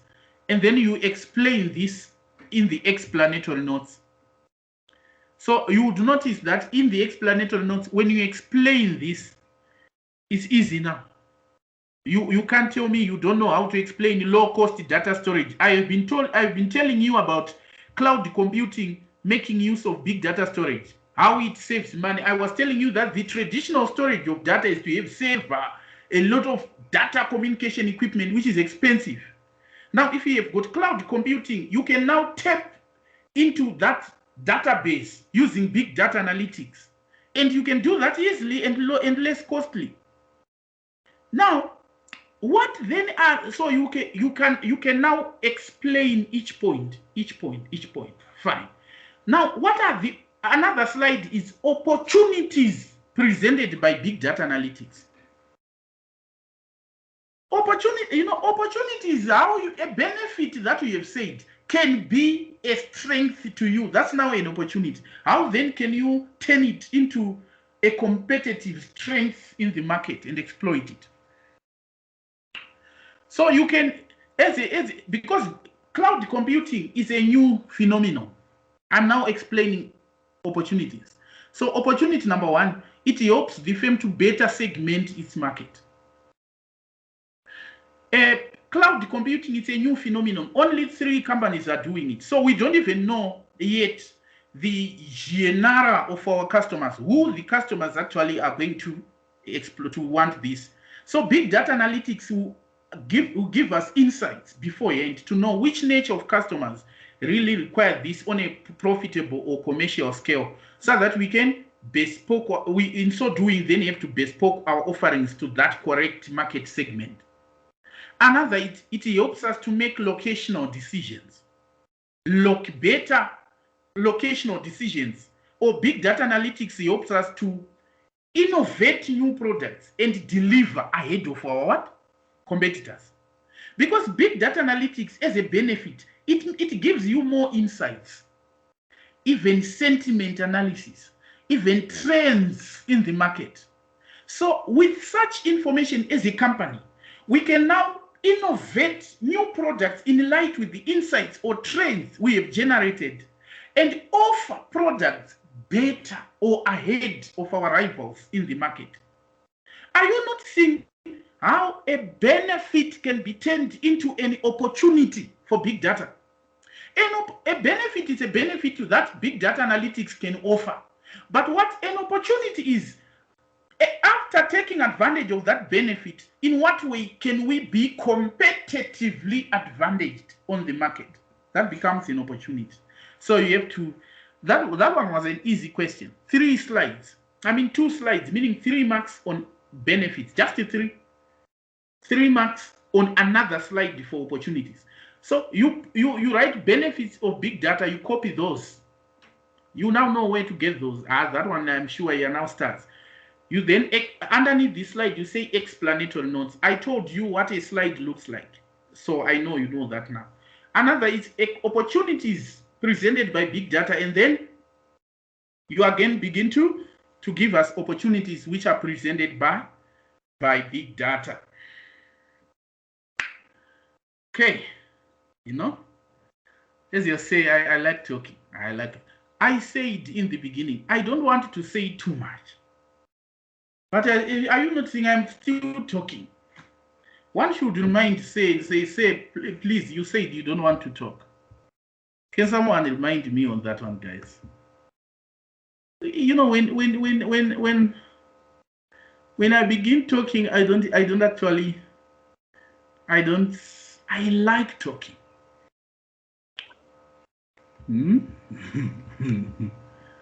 I like talking. Kale, that's what Kale is saying. Please keep on talking. Yet I say that I don't want to overdo it today. All right, listen. Another question. Professional skills marks are available for demonstrating commercial acumen. Now, you have noted from information you have gathered that DCS company has an increasing carbon footprint. You realized we noticed that in the question that there is an environmental risk. Government is actually saying we want to increase tax on these guys. Why? Because they have an adverse carbon footprint, and it appears nobody is giving a damn about it. So let us penalize them.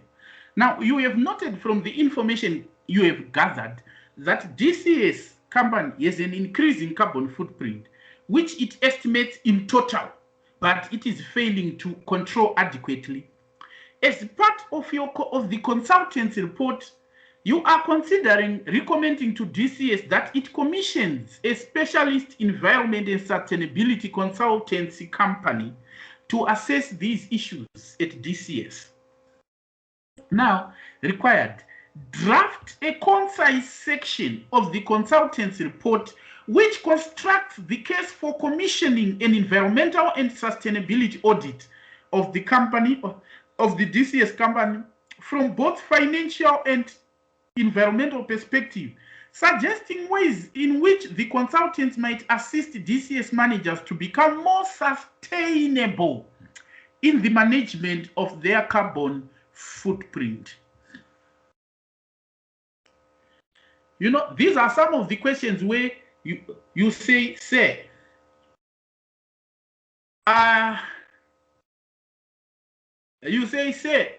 don't bother about even answering. I don't even know what the question is saying. So what so what I want, because the question is saying draft a concise section of the consultant's report which constructs the case for commissioning a company.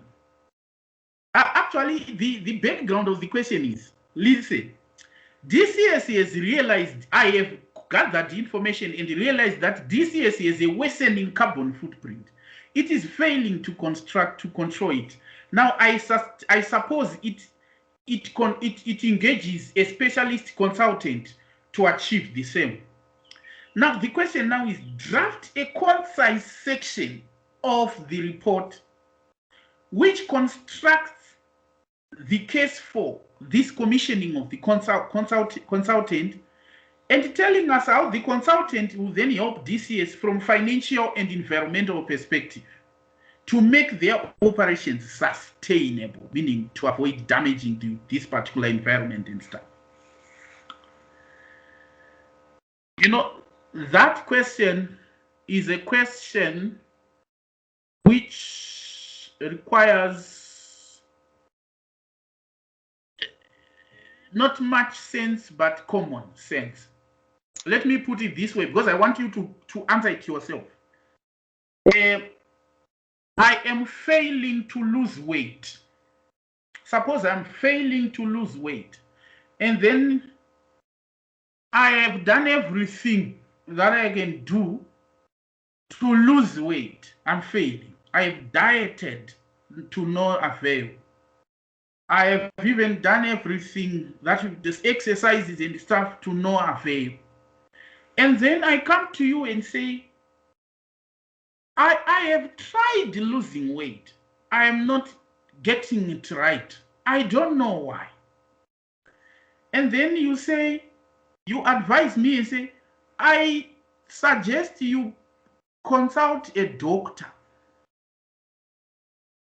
And now the question is saying, draft a concise section of the report which constructs a case for having a consultant. Now we are saying, can you tell me, if I consult a doctor, what will doctor do to me from both my health perspective and my finance perspective?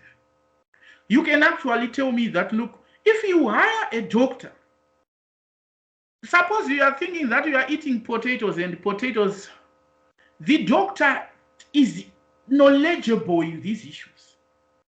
Unlike you don't even know the compositions, chemical compositions of the food you are eating, but a doctor knows. So a doctor can quickly get to the root of the matter, which you are currently not finding, which you are not able to find. Number two, the doctor can save you money. Because if you want to do it yourself, you may do it for years, and unfortunately, you might think you are doing it, yet you are busy eating a product which is actually contributing to your weight gains.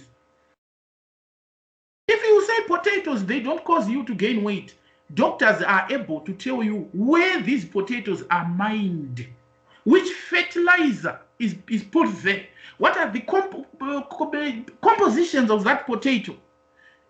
Doctors can carry out what is called value chain analysis or network analysis to trace to the root cause of your potato diet, which is contributing to this weight. So doctors can save you money because they can undertake what is called value chain audit of your potatoes, supply chain audit of your food. All this will save you money, and doctors, after doing that, they can now recommend where to buy your potatoes, quantities of potatoes to buy, and who to avoid as you are, and what food to avoid. In so doing, doctors will give you a package which will make your diet sustainable. You know, I was avoiding answering the question because I want you to answer it. Now, I want you now to type the chat in the chat feature. Now, let me paraphrase the question for you. DCS has got an increase in carbon footprint. We saw it in the integrated reporting report that it was 60, now 90. It's an increasing trend. And the government is threatening to impose taxes for companies which are casting a blind eye on the environment. Now, I am now advising DCS to hire a consultant. The consultant, now in this section of the report, when the question says construct a section of the report, they are not saying write a report. It's a report coming. It's a report which have been written. It's a report which have been written. Thanks. It's a report which have been written, but we just need a section from it. So don't begin to write a report. You just say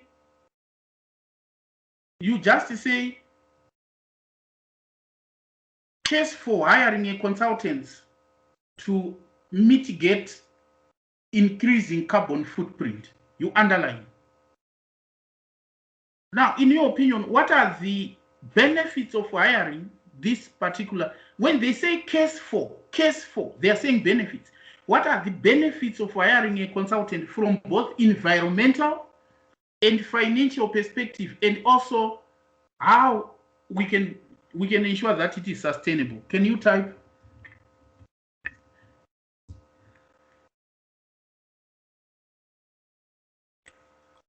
Only one person is typing.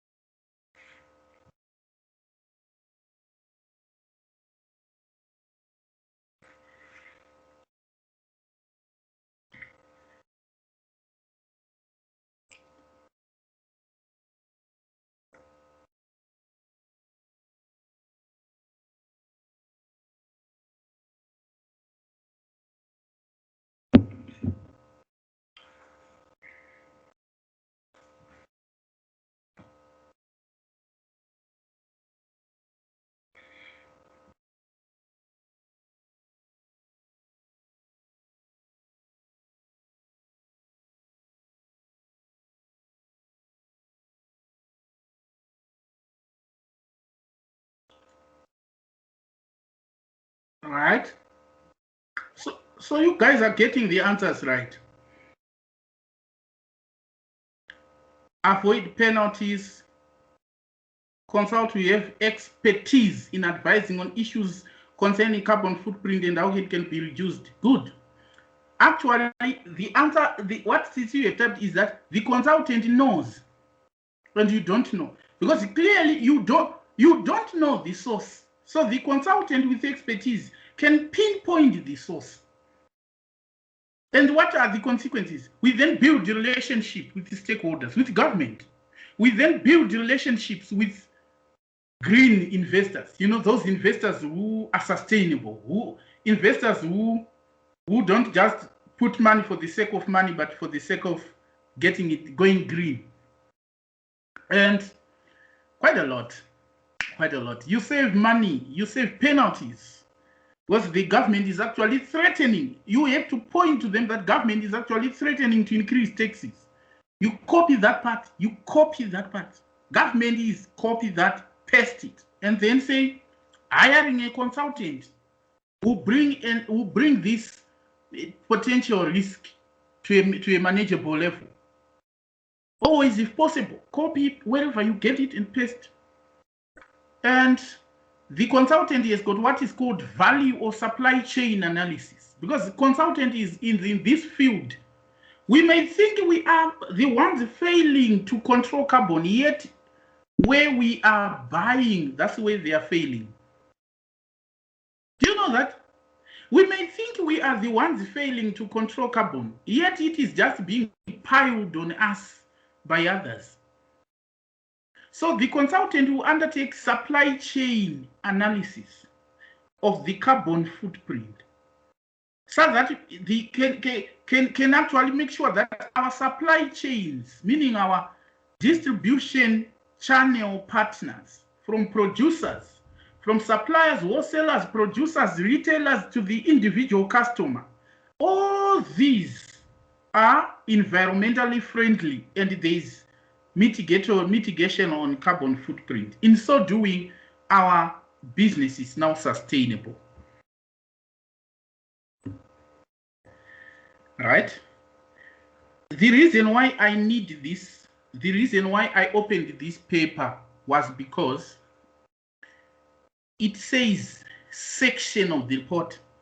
I felt if I don't open it, I run the risk of you writing a report in the exam. So I had to make sure you understand what it means when say everything is saying section. Extract a section of the report. You don't even address it to anyone if it's a section. You don't even sign it if it's a section.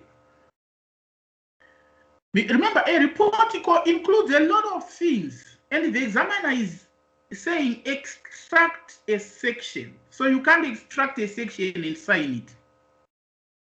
Can you imagine? You reported 16 pages, and the examiner is saying, can you give me page 8 of that report, and you are busy signing it? You know, examiners, they see quite a lot of things, and one wonders what is it that will be in the student's mind. One wonders.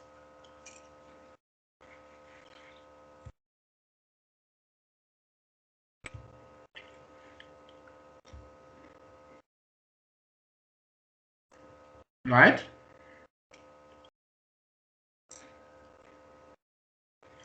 In the October report, executive directors refer to a number of factors facing DCS company and the need to choose between two alternative strategic options. You need to do the following. Draft a section of the report. I told you that this is the reason why I want this question. Because everything is a section of the report.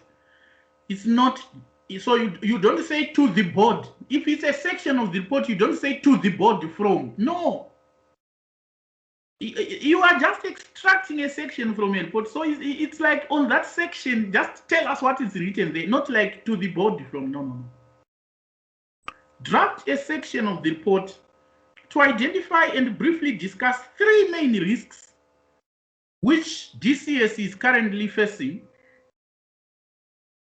and plot them on a heat map. Recommend appropriate strategies to manage those risks using appropriate risk management framework. Right? 6 marks. So there's need for a heat map. What do you understand by heat map? Heat map.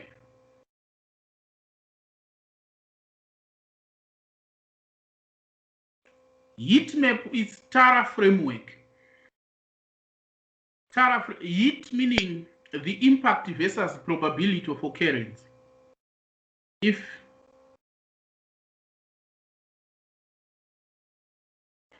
Carol is saying, so do we write a section of the report? At the top, no. But you may, as you are writing, you may say, this section of the report analyzes the market in which DCS company is operating using Porter's 5 forces model. You can write it that way. And then you say bargaining power of customers. You don't begin to say a section of the report separately. No. It was an ongoing report and you were now on that point. So you just say point 1, industry analysis. Then you say this section uses or you can simply say in analyzing the industry in which DCS is operating, we have used Porter's 5 forces. Or you can simply say, or you can ignore Porter's 5 forces altogether and say, this section analyzes the industry and market in which DCS company is operating. Then you say bargaining power of customers. Even without typing Porter's 5 forces, we still mark it correct. But you don't write at the top to say section of the report. No. Right. So what are the risks that this company is facing? Now, heat map, the risk heat map normally is the risk heat map is the Porter's is the TARA framework. Let me show you the heat map.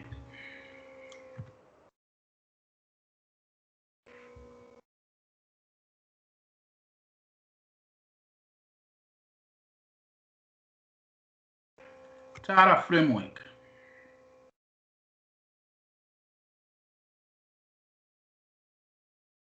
Right, so here you are.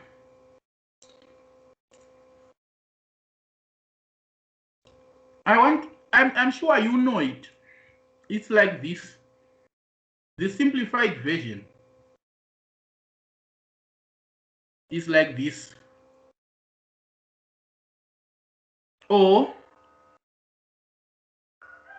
So this is like heat, or you can open it like this.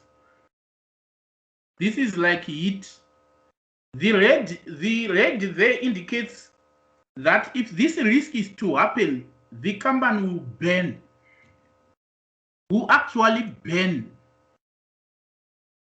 That's one way. Another example of a heat map is this. Without using even TARA or anything, but I have just used the TARA because I just wanted to refer to what you can relate. But a heat map can be like this. So you can see green means it's low impact. low hazard, yellow, but red. That's a heat map. Now that you understand what a heat map is, let me close it and bring a simpler heat map that you know, which is this one. What are the risks that the company is facing, and plot them and advise how we can manage them using an appropriate risk management framework. Now, this one is not for you to think outside the box, please. You are told that this was discussed in the October report, so why not going to the October report? Because otherwise, if you discuss them anyhow, you may not get it right. This is the October report, and in the October report, they actually say risks and opportunities. So don't think when we are coming up with the risks, we are thinking too much. No, it's there. Right? But right. They are now saying international market by 2014, international market for data components started to saturate and to decline. What is this risk?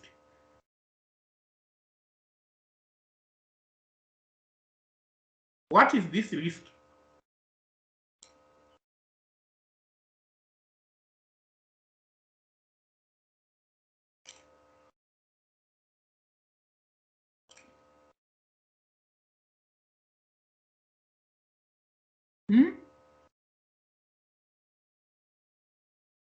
Markets started to saturate and to decline. It's called market risk, or some call it market risk or business risk. This is a business risk, correct? Actually, market risk is a component of business risk. Market risk has two components.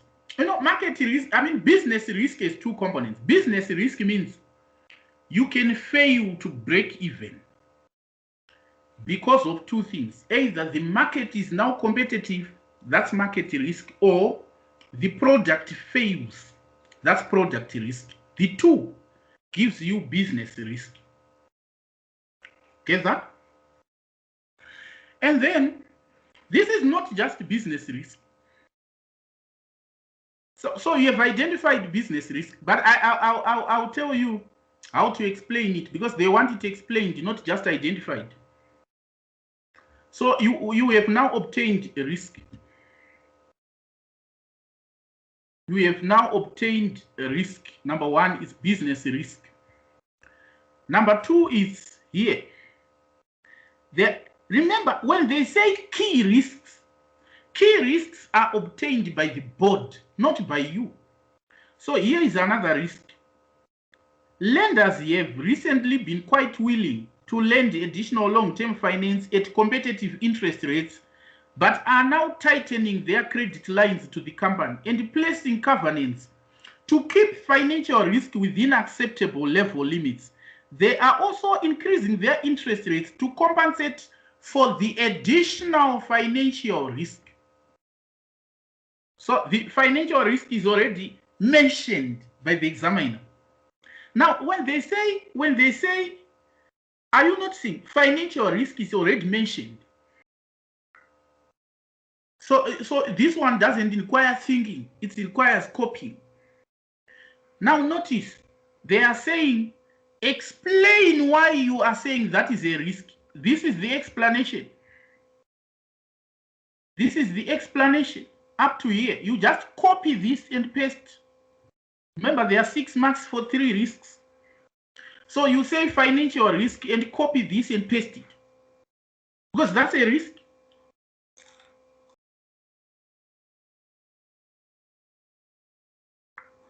But we are yet to talk about how to manage them. Now, another risk is here.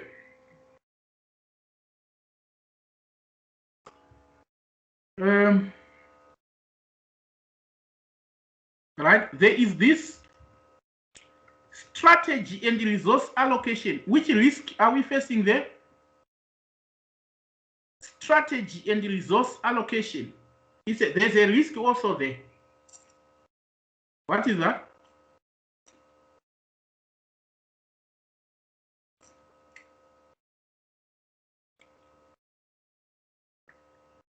Yes, it's a strategic risk.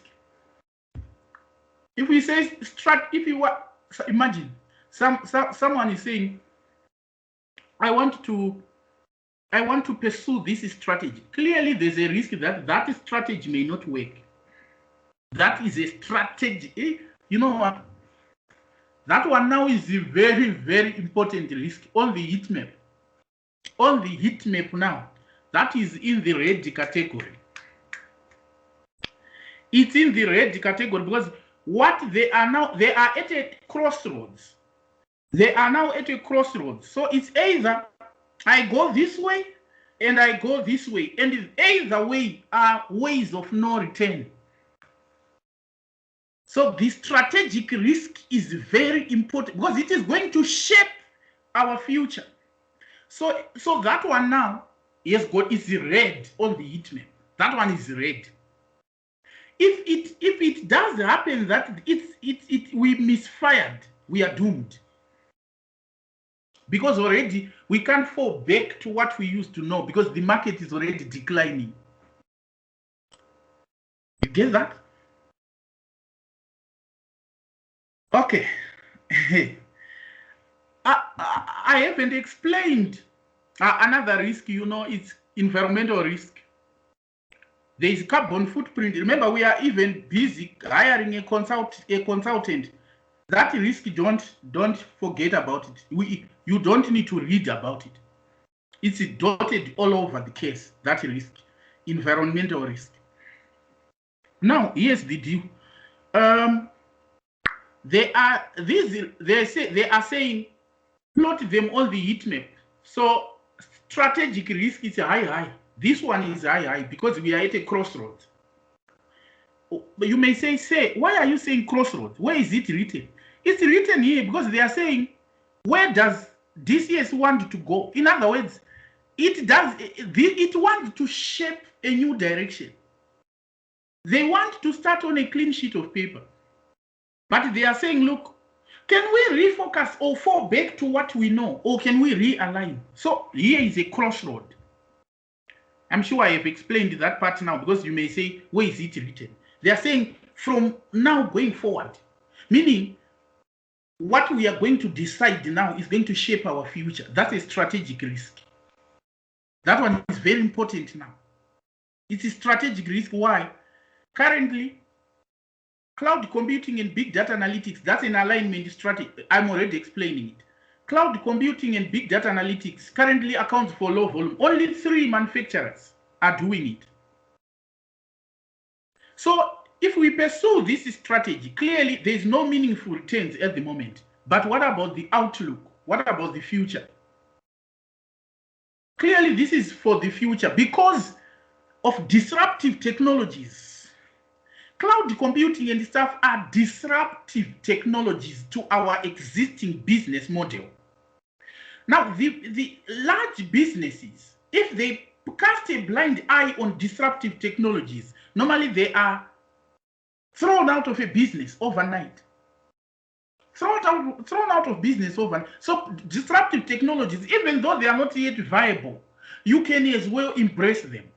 This is a strategic risk. You can now sense it. They're saying, how can you manage it on a Tara framework? Clearly, it's reduced. We can reduce it. On this one, you can't say avoid it. This time they can't avoid it because there is need to do something. So they are faced with an inevitable situation to do something because the market is in decline. Otherwise, if we go by the market, very soon we'll be out of business. So there is need to do something, but we do it we reduce the risk. So how do we go about it? Because I don't want you to just say reduce. No, we can say let us have a phased implementation approach. Let us not completely do away with what we are doing. No. Let us build on what we are doing as we introduce this cloud computing and big data analytics and gradually phase this out. This is how a person would say reduce. If you say reduce, you haven't told me anything. For your information, if you talk to me and say reduce, that answer is not actionable. No wonder why the examiner is saying risk management framework. Framework means line of thinking. Framework does not mean answer. In other words, when you are thinking of answering, think of reduce, avoid, accept, transfer. Think of these, but don't tell us to say transfer.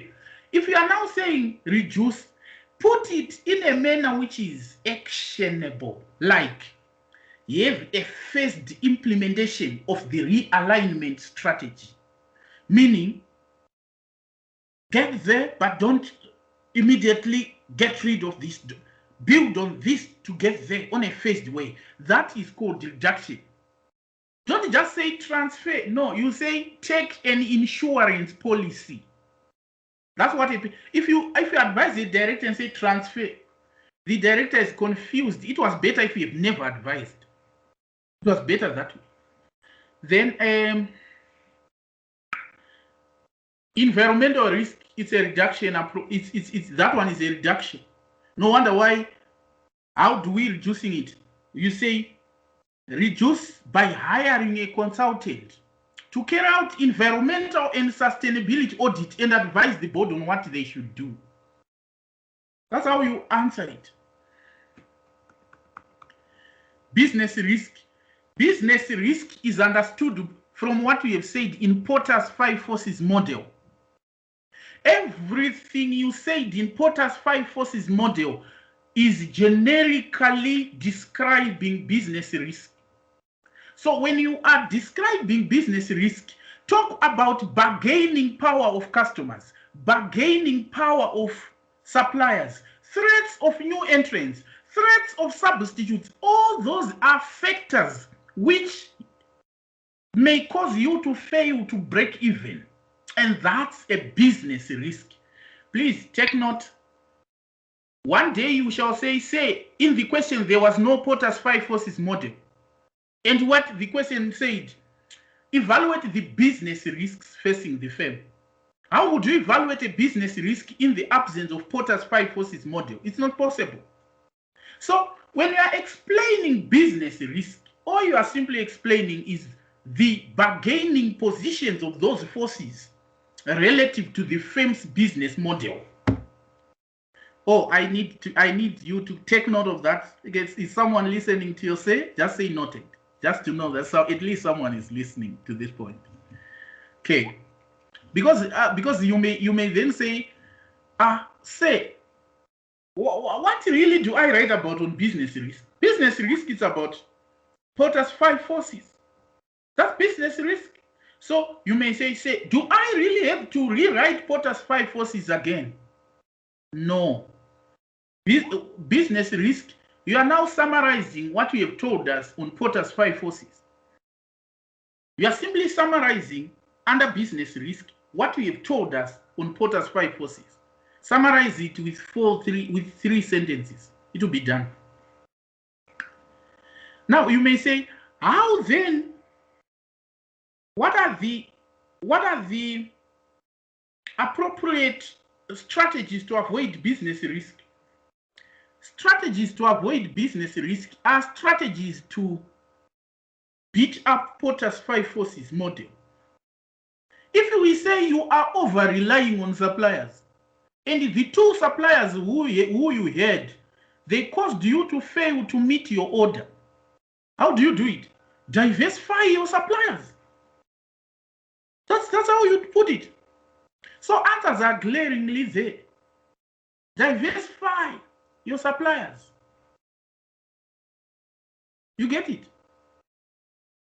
If you are relying on few customers, expand your market base. Technologies like big data analytics will help the firm to know where some of its customers are, which currently doesn't know. Yes. Yeah, I know I'm teaching students who understand say. So that's the beauty. You know, that's what gives me comfort anyway.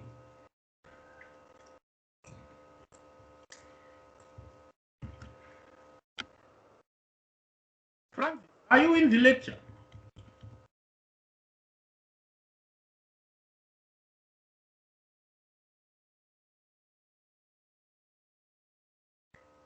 Right? Okay.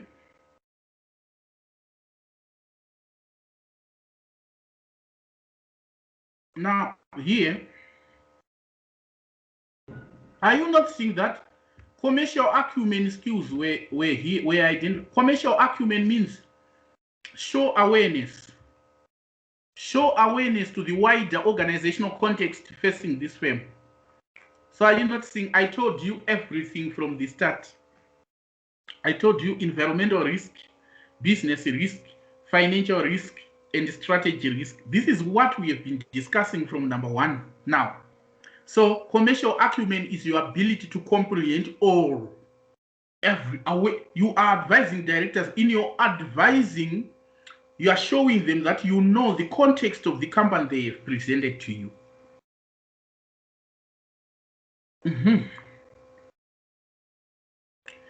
Nowadays, data analysis is one of the key. ACCA requires managers now who are equipped with data analysis skills. Actually, in CIMA, we are now teaching it as a separate subject, not as a skill. And in ACCA, it's not yet there, but pretty soon it will be there. What is that I'm talking about? Nowadays, careers which are benefiting people are numbers careers. I did send a video on that yesterday. If you happen to have time to play it, I'm sure I saw that. 9 out of 10, actually 8 out of 10 top 10 careers nowadays are numbers careers, basically on analysis. Nowadays, the gathering and compilation of numbers is now being done by machines. It's now automated. We live in an era of Internet of Things, in the era of information systems. But what machines cannot do is to synthesize. Machines can only automate, compile, and present. They don't synthesize. There is still that limitation until we have got development in artificial intelligence. What do I mean synthesize? Breaking it down in a manner humanly which convicts directors to act. On that part, they have a long way to go. Computers can only tell that 70% of your customers are in Zimbabwe. Among your customers, 20% are male, female, etc. age group. They can tell you that, but how then can we make informed decision now going forward? Computers are still lacking in that. Militarily, yes. There's now unmanned vehicles called drones, which are now used by militaries to even conduct warfare to the extent of defeating an enemy. Meaning a drone is configured nowadays in certain war zones to distinguish between an armed soldier or a militia and a civilian person, because it locks you whilst you don't know. It then monitors your behavior before it shoots until it gathers intelligence to say that one is a militant, that one was just a shopper, was coming out of the shop, but that one was intending to kill. But in civilian affairs, such intelligence is yet to consummate. Okay, so I'm telling you this because in your exam, there is always a question on spreadsheets or data analysis. It's there. Are you able to interpret data as a manager? Now, key principles in data analysis. The first principle is the assumptions used. Data is relevant to the extent of reasonability of the assumptions used in compiling it. So important. And then after having done a skeptical analysis of the assumptions made, and we are satisfied of the assumptions made, we can now make a decision. No wonder why you will now see these questions like evaluate NPV. Not like in the previous question, the decision to acquire a comfy stay hotel chain. The fact sheet was NPV analysis. They are now always giving Excel spreadsheets, which they require you to interpret. This is called data analysis. It's a skill that ACCA is not set aside as a separate subject, but is embedded in this. It's now even embedded in ethics and professional skills module number 7 or 8. It's now about computation of correlation coefficient.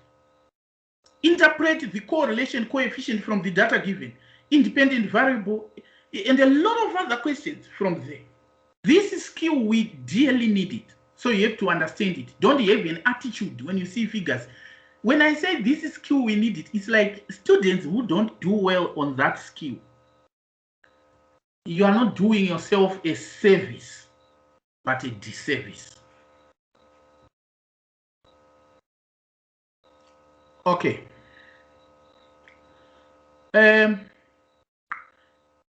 You know what, guys? I'm actually in Marlborough. I need to get to town and come back. I need to see my guys at the shop, and I have to come back before they close. So what can I do? I'm sending you the answer to the WhatsApp group. I'm sending it as this question paper is specimen number 1. So finish it off from that particular answer. Because of time, let me do it now. And my concluding remarks are, you know what? I told you in the beginning. And it would make sense if I say it again. I pray and always pray that you take it to heart that success in life is by divine providence. Your say is an instrument. Don't cast your eye on your say or on the book or whatever you're using. Know that there is a God who delights in your success. I said it. He bestows good things upon the unworthy for the sake of his name, for the sake of his mercy, for the sake of his truth. It is to him where we should give honor. This has been his project, and as you can wonderfully see, it's wonderful in our eyes. In Jesus Christ's mighty name we pray. Amen. I don't wish you success. I know you are going to be successful. I know you are going to be successful. So please, yeah, just have confidence in that. Just have confidence in that. He bestows good things upon the unworthy for the sake of his mercy. It's not a worthiness that you should attain, but you actually need to acknowledge that. Yes, that's his word that your say is given. Remember, it's only Sunday, so on a Sunday there is need also to worship. Pleasure, guys. Enjoy. And for those who are still doing lectures, I'm sure the admin is posting. I'm posting a WhatsApp group link. I will exit the group and post the WhatsApp group link for those who still need to maintain contact with your say.